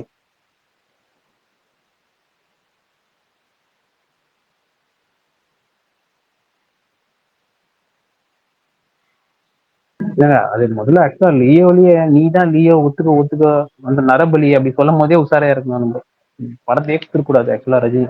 வேற யாருன்னா பார்க்க சொல்லியிருக்கணும். அதான் பண்ண பெரிய தப்பு. அது செகண்ட் ஹாஃப் இப்பதான் லோகேஷ் வந்து இந்த மாதிரி கேரக்டர்லாம் வச்சு எடுக்கிறாரு. அதாவது ஹீரோயின் கேரக்டர்லாம் இந்த மாதிரி சூப்பரா இருக்கு அப்படிங்கும்போது அப்ப இப்பதான் ஒரு தமிழ் படம் எடுக்க ஆரம்பிக்கிறாரு. இதுக்கு முன்னாடிலாம் வந்து வெளிநாட்டு படம் எடுத்துட்டு இருந்தாரு. கரெக்டா? அப்படிதான் எடுத்து வச்சுக்கிறாரு ஆக்சுவலா போனா. நீங்க லியோலயே பாருங்க அந்த செகண்ட் ஹாஃப் அதெல்லாம் ஏதாவது ஒக்காச மாதிரி இருந்ததா?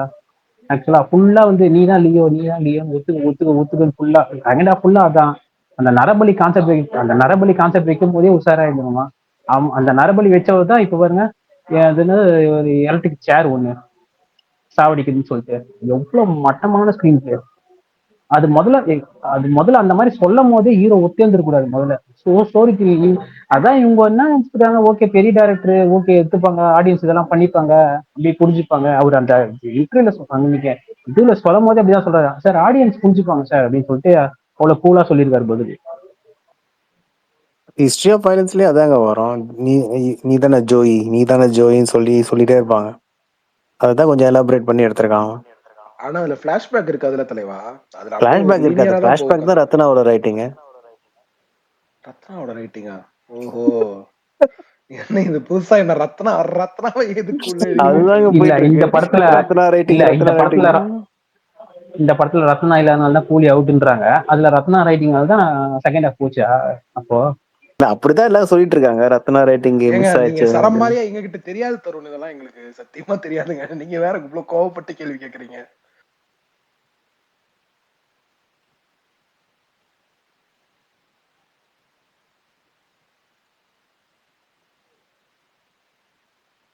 இல்ல எல்லா சீனுமே வந்து நான் ஓப்பனா சொல்லிட்டுங்களாங்க, புதுசா ஒரு டைரக்டர் எடுக்கும்போது புது சீன் பார்க்கும்போது நமக்கு அது வந்து புதுசா இருக்க மாதிரி இருக்கும். அதையே விக்ரம் திருப்பி எடுத்தா நம்மளால பார்க்க முடியாது. அதுல நீ ஸ்கிரீன் பிளேல என்ன வித்தியாசமா கொண்டு வர, எங்கேஜிங்கா கொண்டு வர, அப்பதான் நம்ம பார்ப்போமே. பழைய கதையா இருந்தாலும் சரி. இந்த விஷயம் எப்படின்னா அட்லிய எல்லாரும் குறை சொல்லுவாங்க. ஆனா அட்லினா ஏற்கனவே காப்பி சீன் எடுத்தாலும் அந்த ஸ்கிரீன் பிளேல ஒரு கிளாரிட்டி இருக்கும், ஒரு புதுசா பாக்குற அதை நம்ம கொண்டு வந்துருவாரு அவரு. அதைதான் இங்க சொத போறாங்க. ஆக்சுவலா காப்பி அடிச்சாலும் அதை எப்படி ஒரு ஐபா கிரியேட் பண்ணி காட்டுறது, அதுல எக்ஸ்பர்ட்டா இருக்காரு. இவனு இத எடுத்த சீனையே திருப்பி எடுக்கணும், அது எப்படி எடுக்க தெரியல. ஹலோ, சரி இல்ல அமைதி ஆயிடுச்சு, முடிச்சிடலாமா பர்னி? ஓகேண்ணா, பாய். ஓகே பாய் பாய். எல்லாம் வீக்கெண்ட் முடிச்சு எல்லாம் நிம்மதியா என்ஜாய் பண்ணிட்டு 4 நாள் லீவ், அதாவது 3 நாள் லீவ் சுதந்திரம் அந்த வீக்கெண்ட் என்ஜாய் பண்ணியிருப்பீங்க. இப்போ நாளைக்கு ஒர்க்கிங் டே, வேலைக்கு போகணும் அப்படிங்கிற கஷ்டத்தோடய சரி படுத்து தூங்கிட்டு நல்ல ஜாலியாக வேலைக்கு போங்க. பாய் பாய். எல்லாம் வேலைக்கு போங்க. பாய். நான் போய் கேம் விளாடுறேன். Bharani okay bye bro. Bye bro. Bye பாய்.